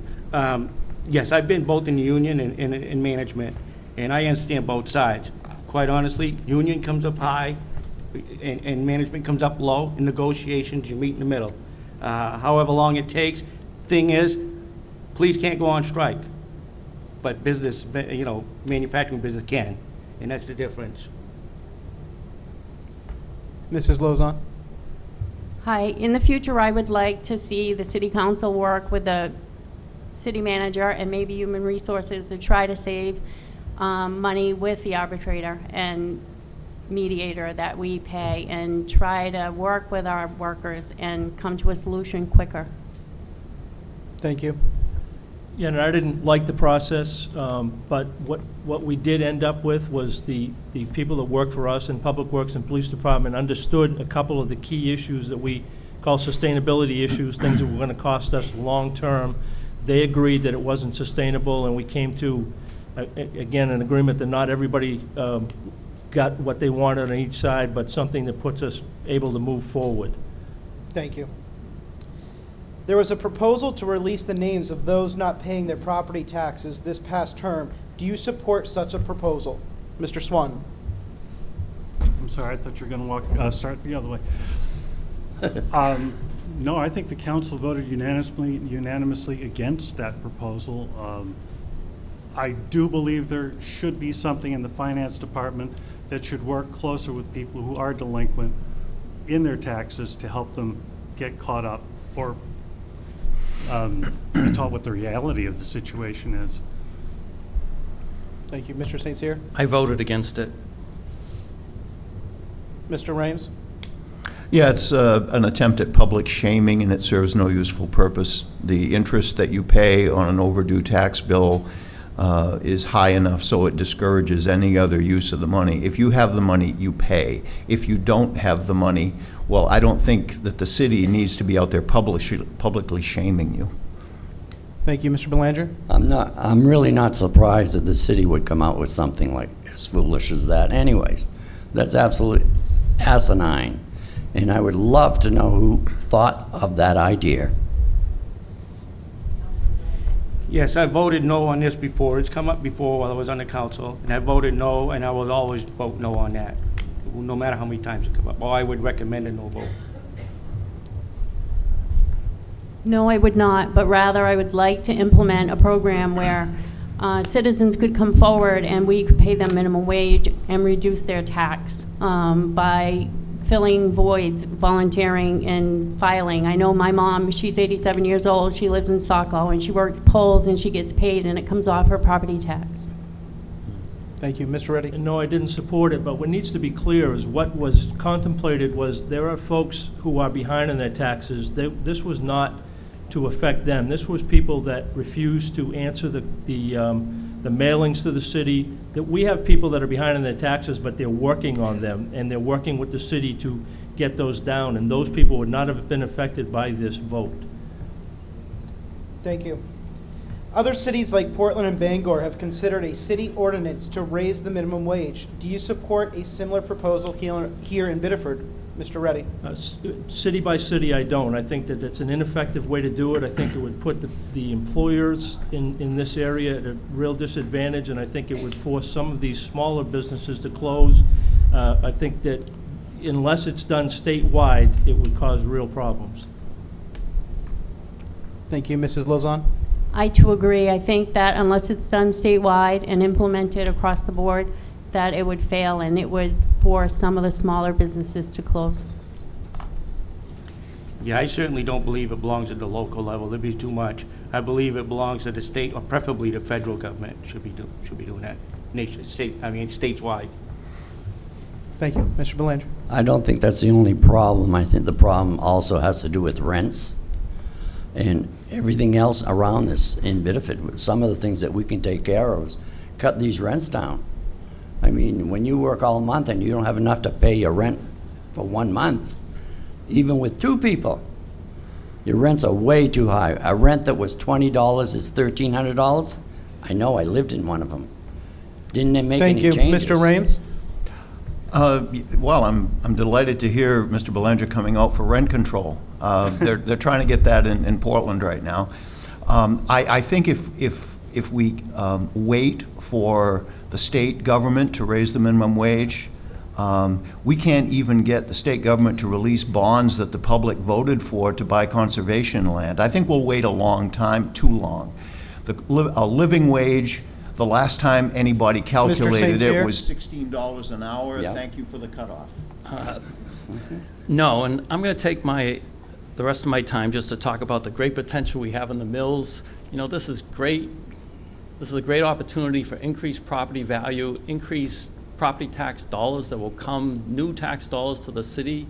You know, we need to use those new tax dollars to help all of us pay our property taxes. Thank you. Thank you. Mr. Swanton? I don't believe a minimum wage in the city of Biddeford is a good idea at all. No, it's a horrible idea. I'm not a fan of minimum wage to begin with, but that's just a libertarian in me. So, no. Thank you. Public safety has been front and center this past term, including sexual abuse case and heroin use. How will you approach these issues as a counselor? Mr. Swanton. The heroin epidemic, I was listening to the city manager talk about it. He was just at an international convention. He says it's being discussed. It was discussed everywhere. It's a global epidemic. How do we get Big Pharmacy to stop getting people hooked on opiates? I don't know. Is that going to start in Washington? I do know the Biddeford police do everything they can, but it's a Thank you. Mr. St. Cyr? huge problem. Yeah, these are horrible problems, but they're society problems that aren't specific to Biddeford. You know, we need to work with our surrounding communities in York County and work collaboratively on solutions. Thank you. Mr. Rames? Last time I checked, heroin was a painkiller. And I think it's kind of symptomatic of our times that people are seeking relief from life in painkillers. We just heard everybody saying that they're opposed to raising the minimum wage. The political class is way behind the times. If people have a dignified life, they will not have to resort to painkillers. Thank you. Mr. Belanger? You know, talk is cheap, okay? If we want to take care of a problem, don't talk about it, take care of it. We have a problem downtown Biddeford with drugs and all that. Have police walking, patrolling that area, not drive by. I can drive by. Oh, sorry, guy. Yeah, you need people down there, the police have to be shut the mic. and they have to be down there. They have to. That's how you solve crime. Thank you. Mr. Laveria? Thank you. As far as the drug problem we have in the city, I mean, which is not exclusive to Biddeford, what we're doing now is not working, so we have to do something else. We have to get a group of people, you know, doctors and stuff together and find out what can be done. I don't think one person alone has the answer. Thank you. Mrs. Lozon? Hi, I think teamwork. I think getting Community Watch going again. I know that it was started. I don't think it's been followed up on. And the community cleanups on Saturday mornings, getting more people involved, just getting people to work together is the answer. Thank you. Mr. Reddy? And I think it's a whole community issue. It's not just a police issue. I know one of the local reverends, Reverend Angel downtown, is working on a program in November to try to bring the community awareness. You know, we're talking about the police, but any given time, there's 5 patrol officers out there. So they can't be everywhere where there's a situation. It needs to be something that the community is aware of and involved with. Thank you. That concludes the questions. You now will have 30 seconds for your closing statement. Michael Swan, we will start with you. Thanks, 30 seconds. I want to continue the work that we started, as I was saying earlier. I'd really like to get rid of some excess property in the city of Biddeford. And I don't know what else. Go ahead. It's been an honor to serve as counselor. I found myself surprisingly enjoying knowing what's going on and being part of the decision-making process. I'll make only one multifaceted promise, and that is to continue to work hard, to do my best, to look out for the taxpayers, and to always do what's in the best interest of Biddeford. You know, we have a great city, we have great potential. I want to be part of realizing that potential, and I would ask for your vote November 3rd. Thank you. Mr. Rames? Well, I've struggled to bring certain points of view to the political class in this town for decades. It's usually a kind of uphill battle. What we've heard here tonight is kind of symptomatic of it. I'm just not clear that the political class locally, at the state level or nationally, actually is speaking to the real needs of the population, and that's a problem. Thank you. Mr. Belanger? The main reason I'm running is because I want to bring respect back to you citizens. And I hate this backdoor business. I believe in being open. If you want to know something, I'm going to tell you, irregardless if the mayor tells you, oh, we can't tell them that, we can't tell them that. And this backdoor business, that's baloney. That's our business, not your business. Again, I'd like to thank Dirigo Go-Getters for putting this on. I look forward to serving the people of Ward 6 again. I've done it for 8 years, which 2 years was council president. I'm fully geared and prepared to do the job moving forward. There's a lot of things going on in Biddeford, and it's exciting stuff. Thank you. Mrs. Lozon? Hi, if elected, my plan is to encourage my fellow councilors to use the first 30 days in office to set goals for the city. What I'd like to focus on is making sure we are realistic about our goals, thoughtful about every dollar we spend, and disciplined about running the city as efficiently as possible. From my perspective, we need to focus on getting a healthier balance between taxes and equality of life in Biddeford. We can't keep raising taxes and spending unsustainably. Thank you. Mr. Reddy? Yeah, I'm asking for another opportunity to serve as a city councilor. I think people that I serve in Ward 7 realize that I come to these council meetings well prepared for every meeting, for every issue. I try to keep in mind the people in Ward 7 and the greater city of Biddeford. I can assure you is that there is transparency in the local government today. There are such things as executive sessions and negotiations which have to be kept behind closed doors until a final solution, but there is transparency in the local government. Thank you. Round of applause for our councilors.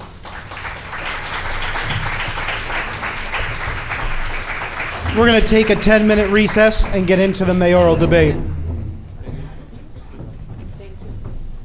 See, I saw that television. Yeah, really. Good luck.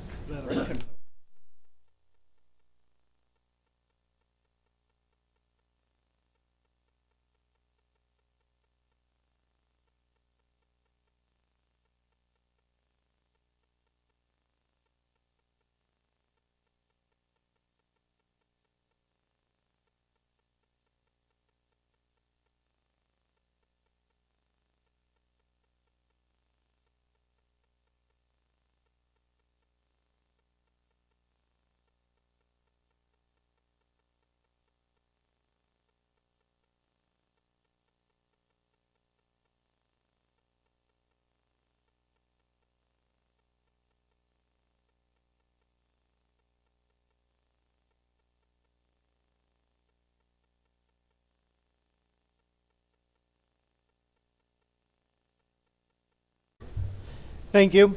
Before we get started, could you all please rise and join me in the Pledge of Allegiance?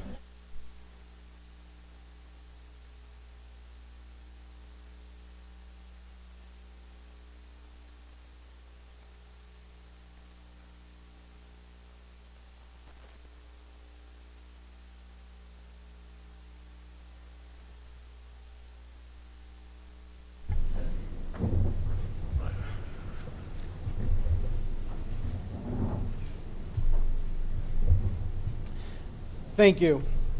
We are now ready to start our mayoral debate. The rules are as follows. This debate will be 50 minutes, 2 minutes for an opening statement, 2 minutes for a closing statement, 36 minutes for general and pointed questions. Each candidate will receive 30 seconds to respond to a question. They will be cut off after 30 seconds due to time constraints. Unlike the first two debates, this debate will have rebuttals. Each rebuttal must be at most 30 seconds. You are asked to maintain civility and respect. There will be no vulgarity or name-calling permitted. If your answer trails off into this area, you will be cut off and your time to answer the question will be forfeited. You will be asked to provide an opening and closing statement. You will then be asked a series of questions. You will then be asked pointed questions, and then one last series of questions. By being up here on this debate stage, you imply your agreement to these rules.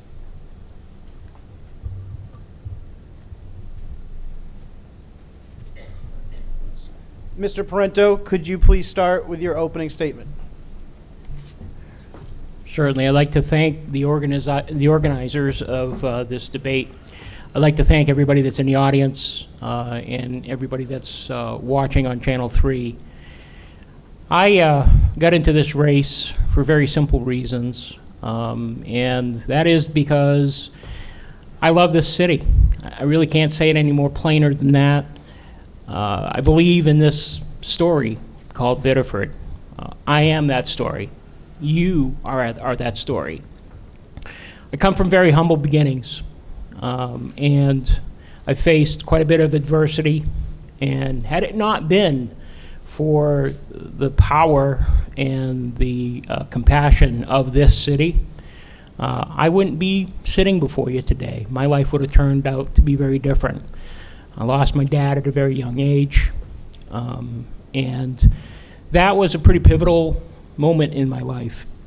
I was told no a lot.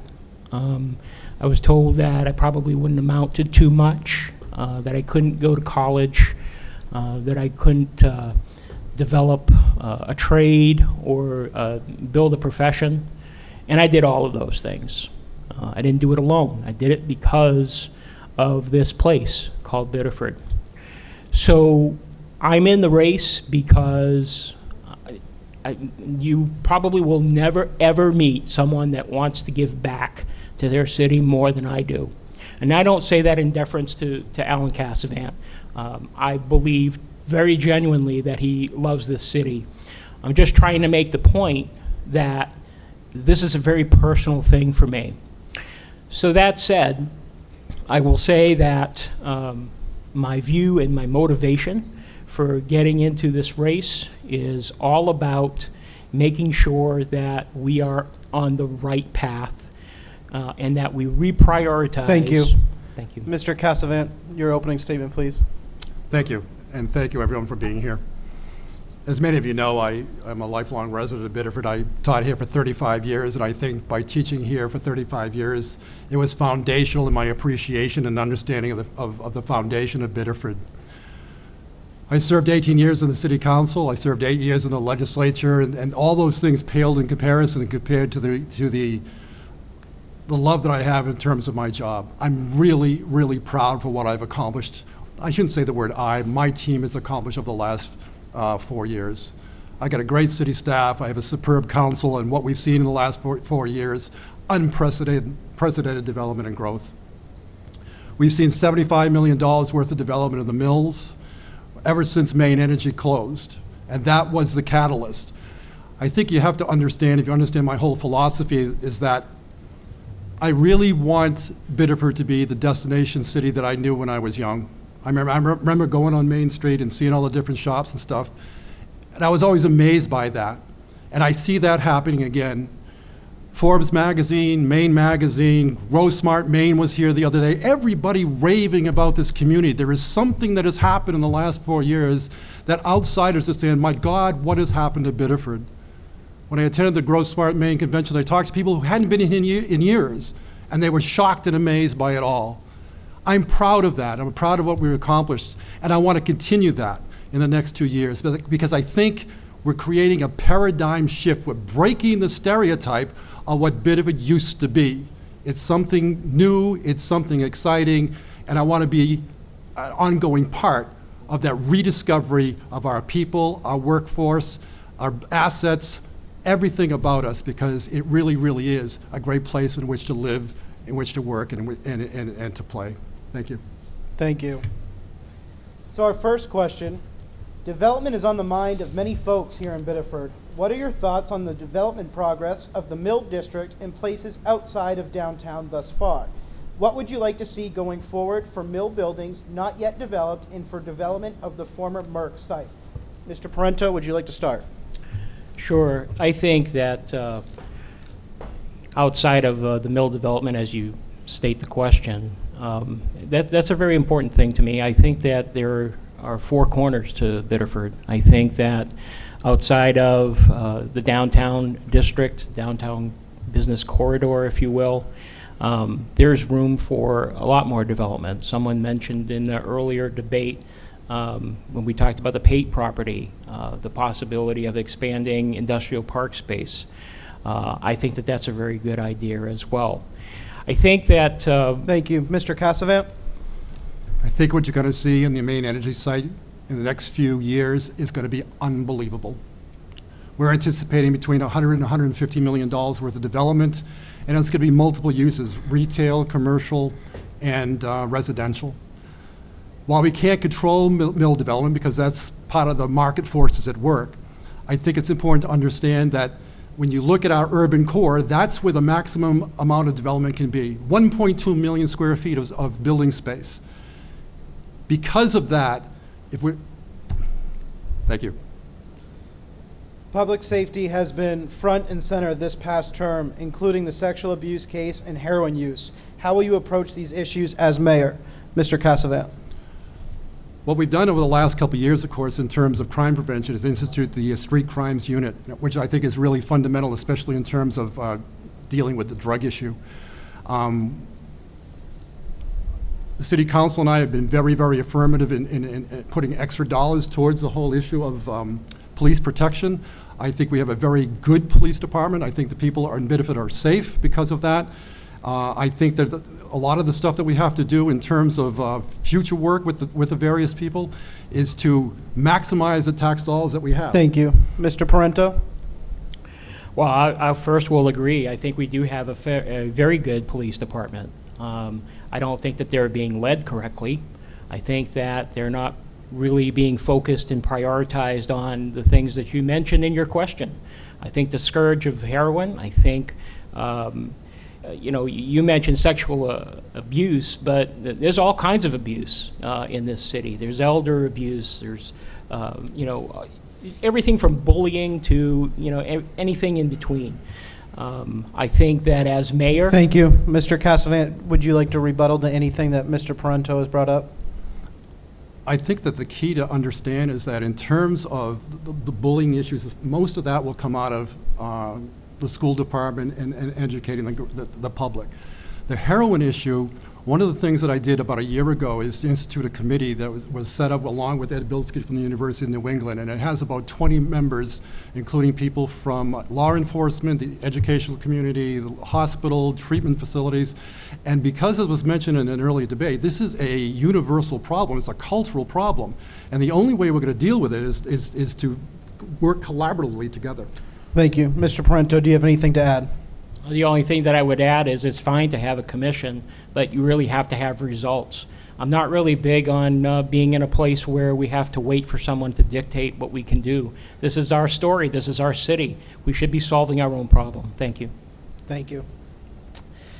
Mr. Parento, local politics are often affected by decisions being made in Augusta. What will you do to ensure Biddeford is not on the raw end of state policy?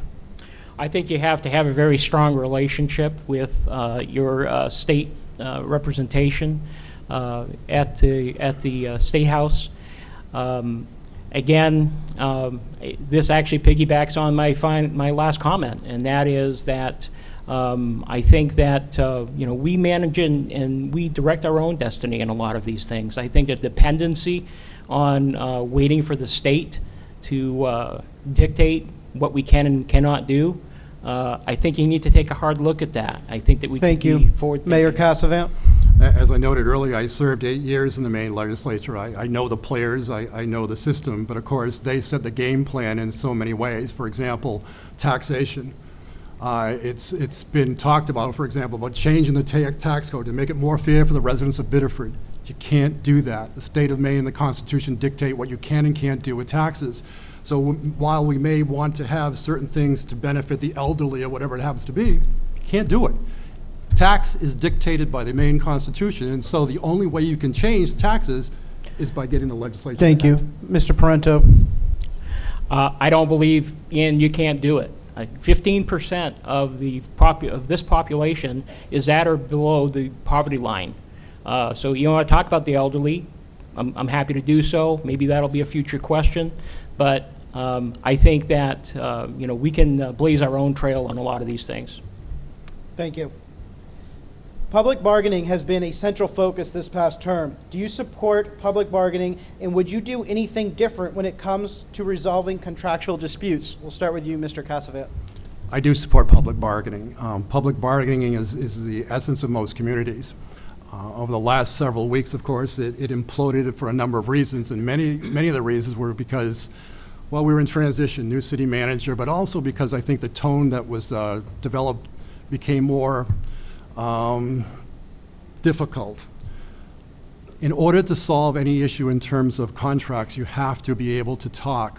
But what's happened, at least in terms of Biddeford, there's so many contractual obligations that we have to deal with, especially in terms of sustainability. Thank you. Mr. Parento?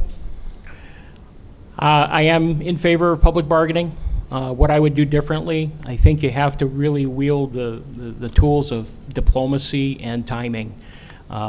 I think that a lot of the talking, if you will, happened too late, too near to the term of the contract, and I think that you have to have a skilled negotiator.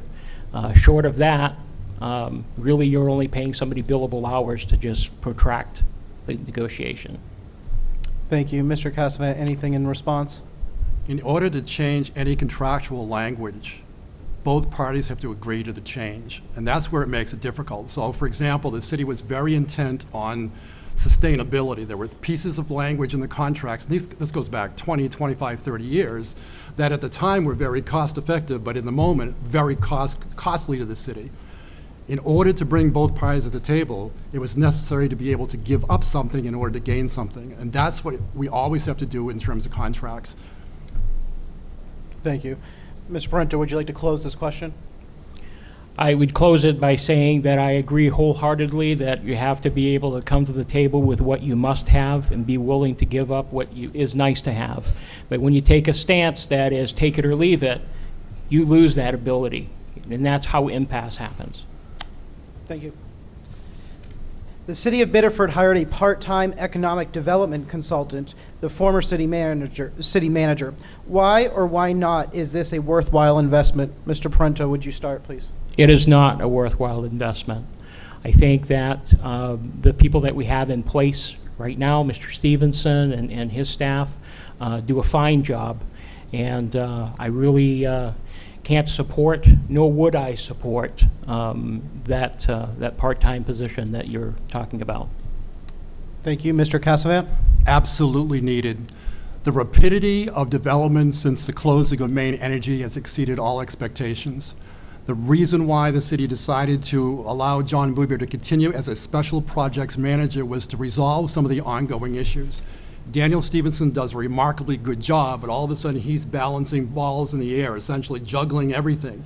By bringing John Bouvier on board, suddenly we can do job retention services, because not only do we want development, but we also want to make sure that existing businesses stay open. So it's critical that we have this position. Thank you. Mr. Parento? I'd be hard-pressed to really support or find the validity of having someone be in a part-time position and being paid $75,000 a year. That's really not in line with the large, overwhelming majority of people that live and work here in the city. And I think if you're talking about return on your investment, that's a tough sell. Mr. Kasavec. The part-time stigma is overemphasized. Actually, he puts in much more than that, but was a label that was attached to the job in order to allow greater flexibility. As I indicated, he's already been involved. For example, many of you don't know, the Saco Lowell building has been recently sold. Why? Because John Woodbeard made sure that that happened. We're going to see other projects like that in the mills. I think that already you can see he's going to make sure there'll be more bang for the buck, and I can assure you that when you look at the final numbers at the end, you're going to find that actually his pay will be exceeded by the income coming in. Thank you. Mr. Parento, many school districts are making the transition to standards-based learning, including our own. What are your plans for the Biddeford School Department to ensure that Biddeford continues to produce top-notch students? So this is the third time that I've heard you recite that question, and I'm amazed every single time that we're kind of dancing around. We're calling it standards-based learning, but we're dancing around the phrase Common Core. I am not a believer in Common Core. I think it's the death knell to the American education system, and I don't believe that it really solves any problems. I don't think it meets our needs. I think I've been very vocal about the Biddeford School District. Thank you. Mr. Kasavant? I taught for 35 years, and during those 35 years, I can tell you that the Common Core was always, the concept of the Common Core was always problematic for me. And the reason why it was problematic is because the best teaching happened in the moment, not in terms of something that was in a test or a curriculum, but a moment, a learning lesson. So while I understand philosophically why the Common Core is being pushed, I have some reservations about it, but yet that is the rules of the game. In other words, in order to get funding and things of that nature, you got to go along with it. Thank you. Mr. Parento, could you please respond? Well, again, I disagree fundamentally, although we do have some common ground here in terms of the viability of Common Core.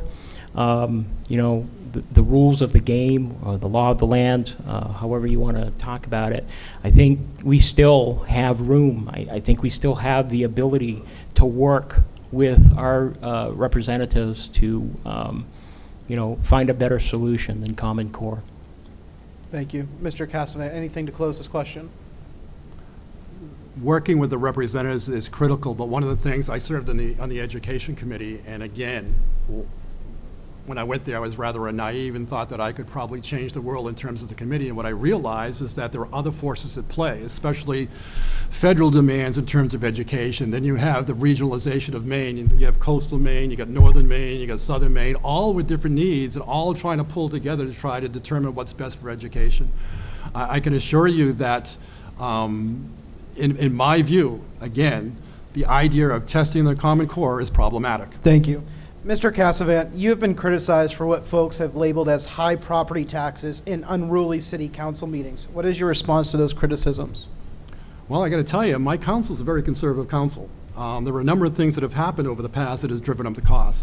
One, for example, the voters appropriately voted to renovate the high school, and that tagged $216 for every $200,000 worth of valuation on everybody's home for the next 20 years. Good thing to do, but that's $216. The state, in order to balance its budget, has shifted responsibility to the municipalities, which means, of course, revenue sharing cuts and aid to education cuts. So that's problematic. So then once you begin to realize the revenue streams are off. Thank you. Mr. Parento, do you have anything to say? Well, in terms of decorum and what has happened over the last several months in council meetings, that was part of your question. Again, I point towards really being able to use diplomacy and timing is very, very key. I think that a lot of the angst, if you will, was really driven by not acting fast enough on some of these issues. Thank you. Mr. Cassavant, anything in response? Yeah, the other thing that's really critical to understand, and it's going to come up probably again, is infrastructure costs. Roads, buildings, sewers, all of these need repairs, and historically Biddeford has done a lousy job in taking care of those. Great recession made it work. And even the last few years, how do you balance your budget with putting something large into that budget? So that's a problem, and this city council has actually put in money for infrastructure improvements, and of course that bumps up your tax rate a little bit. Thank you. Mr. Parento, you've never held public office. In fact, 2 years ago, you ran for city council and performed poorly at the polls. Why should voters entrust you with the highest office in the city? Well, I think, my platform is a very social one. I've been very vocal about what I feel are the priorities and what I would do about them. I like very much that you brought up the 2013 campaign. Like it or not, and some people may get a chuckle out of this, but it was a fantastic experience for me. It was, if nothing else, a blueprint of what not to do in a campaign. And I've learned a lot about that. Thank you. Mr. Cassavant, do you have anything that you would like to talk about in terms of Mr. Parento's experience or lack thereof? I think that Mr. Paranto, he ran an honorable campaign a couple of years ago. He brings some value to the table. I think that voters have to give him some consideration. And even though he, didn't fare well, at least he was able to share his ideas, and I think that's critical in a democracy, that people share what types of points of view that they have. Thank you. Ms. Parento, would you like to make a closing statement to this question? No, I would not. These next few questions will again be for both of you. A lot of people expressed a deep sense of disappointment when Biddeford moved to Class B in high school football. Do you think moving to Class B was the right decision? Mayor, I'll let you start. It was. When I started teaching at Biddeford High School in 1976, the school population was around 1,450 kids. Now it's approaching 740. When you have a low number like that, unfortunately, you can field a large enough team to sometimes deal with some of the issues in terms of injuries. And the last couple of years, the Biddeford High School football team was playing more kids both ways and also having trouble replacing kids. In fact, the JV program was suspended for a period of time. It's all about safety. It was all about injury. And though we may like the idea of playing Thornton Academy and those Class A teams, reality dictated otherwise. Thank you. Mr. Parento? I definitely have common ground with Alan Cassavant on this. As difficult as it is for me to have to say that it was the right move because of the whole Tiger Pride thing, it actually is. I think it's really about the safety of the participants, and the head count has decreased over the years. So, in terms of I've been on the campaign trail. Everybody's been saying, well, you know what? Why don't we have a Biddeford TA game at Thanksgiving? So, Mr. Cassavant, anything to add to this question? Yeah, I mean, it's not just us. Some of you know I coached ice hockey for a number of years, and back then we played against teams like Waterville. Waterville's Class B. In Maine, what we're seeing is schools with less and less population, and that's the reality of life. And sometimes you have to compensate in terms of athletics in order to protect your kids and deal responsibly with those kids. Thank you. Mr. Parento, anything left to add? No. Okay. Other cities like Portland and Bangor have considered a city ordinance to raise the minimum wage. Do you support a similar proposal for Biddeford? Mr. Parento? I believe that a living wage has to be explored. I do not agree with the common notion that it has to be at a set bench level, whether that be $10 or $15 an hour. The biggest misnomer about living wage is that it must all change immediately. I don't think that that's necessarily a good thing for business. I think that there has to be a gradual ramp-up period that will get us to a level. Thank you. Mr. Cassavant? When you look at the idea of a minimum wage, I really think that it has to be a state-dictated type of thing. I still remember, I don't know what it was, 4 or 5 years ago, whenever I was running for the legislature, I was going through Kennebunkport, which is part of my district, And we were talking about the minimum wage at that point in time. And I remember some business owners telling me, Alan, you can't raise the minimum wage because my workers make more than I do. So in other words, what I'm saying is, if you're going to change the minimum wage, you have to be very careful in the way you change that, because maybe you want to go out to big box stores, but when you have those small businesses that are barely making it by, you got to be careful.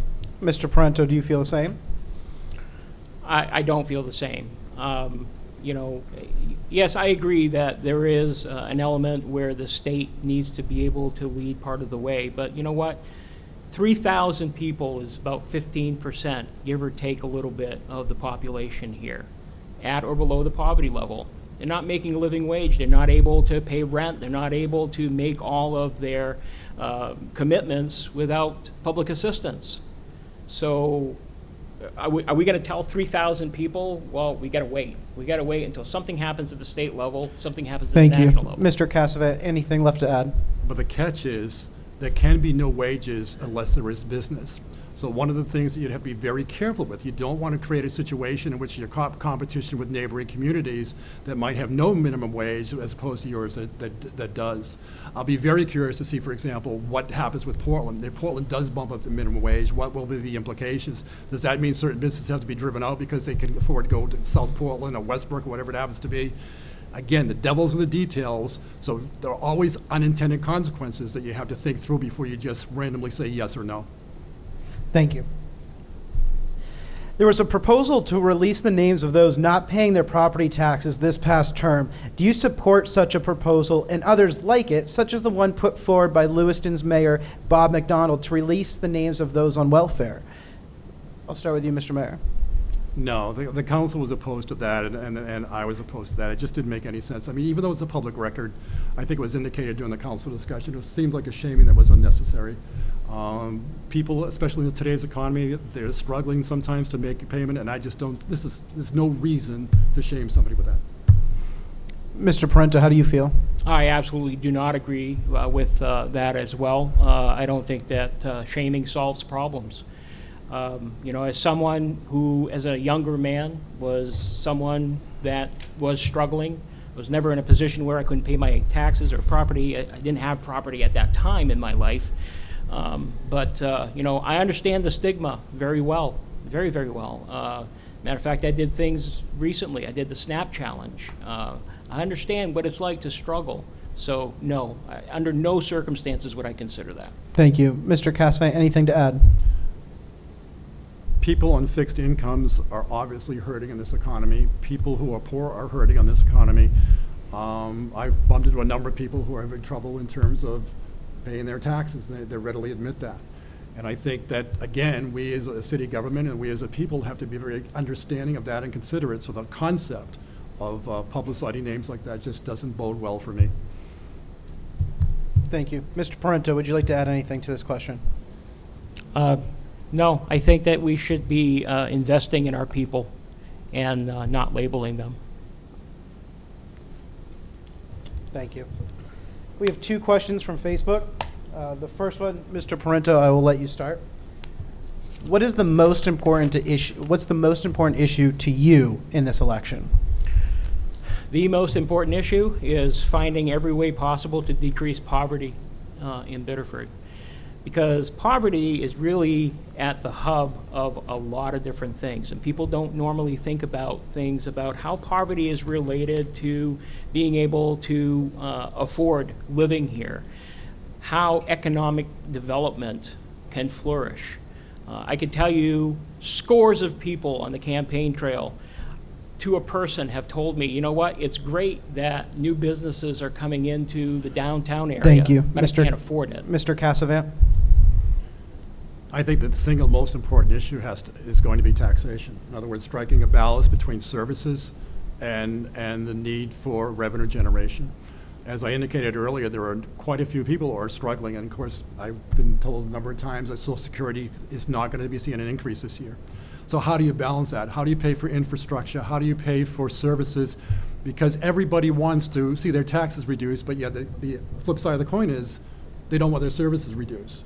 And if they do say that they want their services reduced, they always indicate something that they don't use, but their neighbor might. Thank you. Mr. Parento, would you like to finish your thought or rebuttal to what the mayor just said?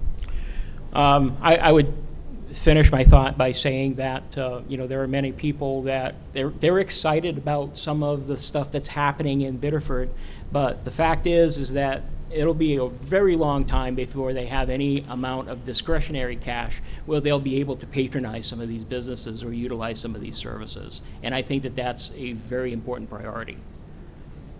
Thank you. Mr. Castellan, anything to add? The $75 million worth of property changes that we're seeing in the Middle District will have a ripple effect. There's absolutely no doubt in my mind about that. It's not going to be like it was, we'll say, 40 or 50 years ago. We were an industrial economy. Now we're a service economy, which essentially means lower paying wages. However, economics can be nurtured, and that's what I've been trying to do. At least as a mayor, I've been trying to solicit various businesses to come here. Sometimes I succeed, sometimes I don't. But the idea is to get Biddeford on the map so that people are willing to come here, and that's what I talked about earlier, about changing the paradigm. Thank you. There was an issue regarding funding for food pantries this past term where Friends of Community Action Food Pantry did not receive funds from the city. Do you think the right decisions were made? If not, how would you improve the situation? Mr. Parento, I'll have you start. I'm not close enough to it to be able to validate this next statement, but I'm going to make it anyway. I think that the process of application and allocation was a bit clouded from what I understand. And we've got one entity, I think Friends of Community Action is the one that you cite, has made a claim that they never received an application. The city says that applications did go out. Thank you. I think that that's a problem. It was an unfortunate situation. I'm not exactly sure what transpired, but it was, from what I understand, again, there was no application that was applied, but I'm not sure why. The city gives about $55,000 in terms of all these different social agencies. Probably not enough. Last year, that food pantry actually had a problem with funding again. They received none. I worked away and wished they could get at least some money out of a different group from Winterfest, an organization or festivity that I put together. I think that's going to have to happen again. Thank you. Mr. Parento. You can't unring a bell, but I'll tell you something. If it becomes part of public knowledge that there is a communications breakdown, it's never too late to try to repair it. So we still sit here today with that one entity still receiving no funding whatsoever. It can't just be, oh well. Thank you. Mr. Castellan, a response? Yeah, part of the problem is that we have essentially 3 food pantries, and we have some other agencies that do other things too. They get categorized that. The council 2-4 years ago wanted to see some of these food pantries consolidate because, again, they're paying rent, and that seems to be not efficient in terms of being able to expend funds for poor people. That did not happen for a variety of reasons. But anyway, the bottom line is that, again, it's symptomatic of what we're seeing, more and more poor people who can't afford food. And so we have to come up with a better system to deal with that. Thank you. Mr. Castellan, if you are not reelected, will you still serve your community and how? I didn't hear that. If you were not reelected, will you still serve your community and how?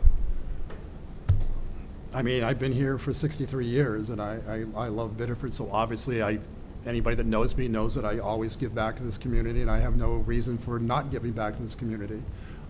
One of the things that I've been involved with, for example, that's ongoing is Winterfest, and that was something that I had an idea about doing something fun in the downtown, because I think community is part of having some fun where you have people talking and enjoying each other's company. So the answer is yes. Thank you. Mr. Parento, if you are not elected, will you continue to serve the community of Biddeford, and how will you do that? I've spent the better part of my life serving Biddeford civically, charitably, and professionally. I see no reason that I would not do so going forward.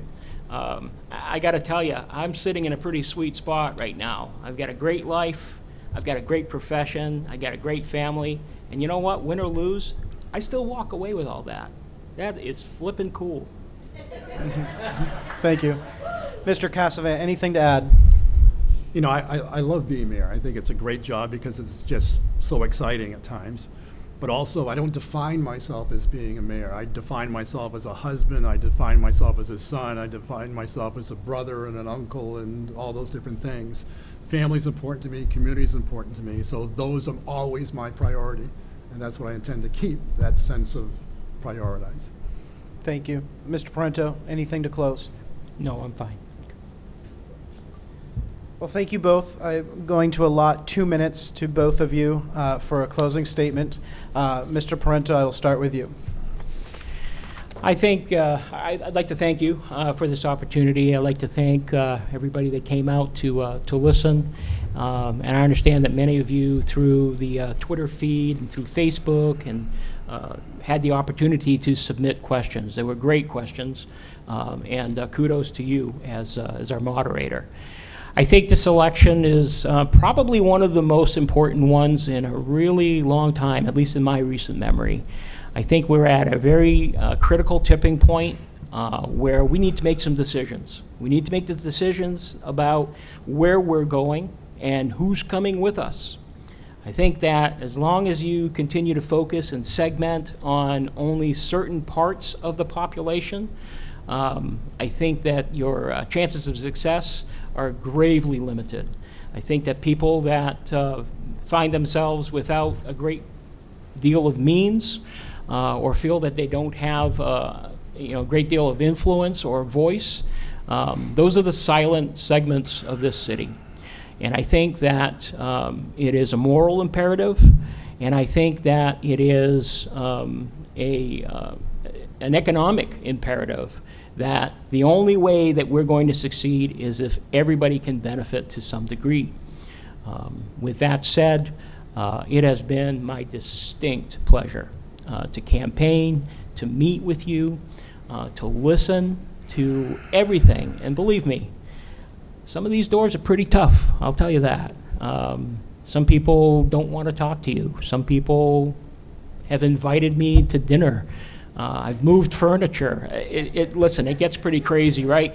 But it's all been fun, and I would be beyond honored to be able to help Biddeford succeed and to lead the way. I think that, again, I believe in the Biddeford story, and I think that our best chapters are yet to be written. Thank you. Mr. Parento. Mr. Cassavet, your closing statement, please. Friends and neighbors, I ask you for your support for one more term as your mayor. As I've said to many, many people, it's the greatest gig in the world. It's a great job overall. You know, throughout the last few months, which could have been considerable turmoil, I've done my best to act professionally and courteously to everyone.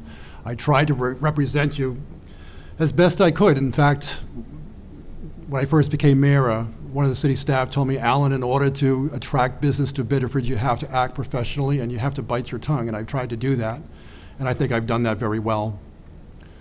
If you look at my resume over the past 4 years, some great things have happened, and why I'm not going to take full credit, as I said, it's a team approach, and I try to make sure my staff and my council are part of that whole dynamic. We've done great collaborations in the school system. We made, for example, $210,000 in new revenue by things like collaborating with Dayton, by renting the gyms, by renting the rooms and those types of things. We've been using TIF money creatively to get more bang for the buck for street projects like Lincoln Street that will be coming up, the main Water Street intersection, where we're going to save the city millions of dollars because I allow staff to go out and use these things. We instituted recycling, single source recycling, huge success. Everybody thought it couldn't be done, but it has been done.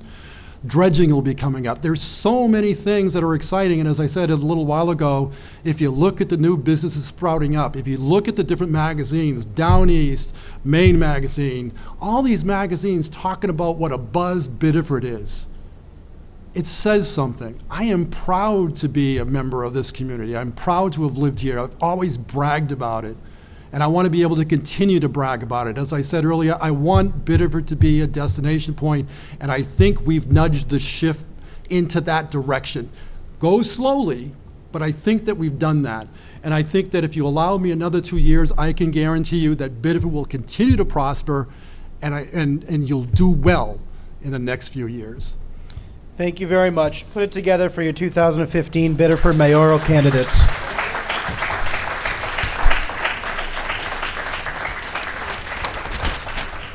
And thank you all for joining us tonight. Drive safe. Matt. Thanks, Alan.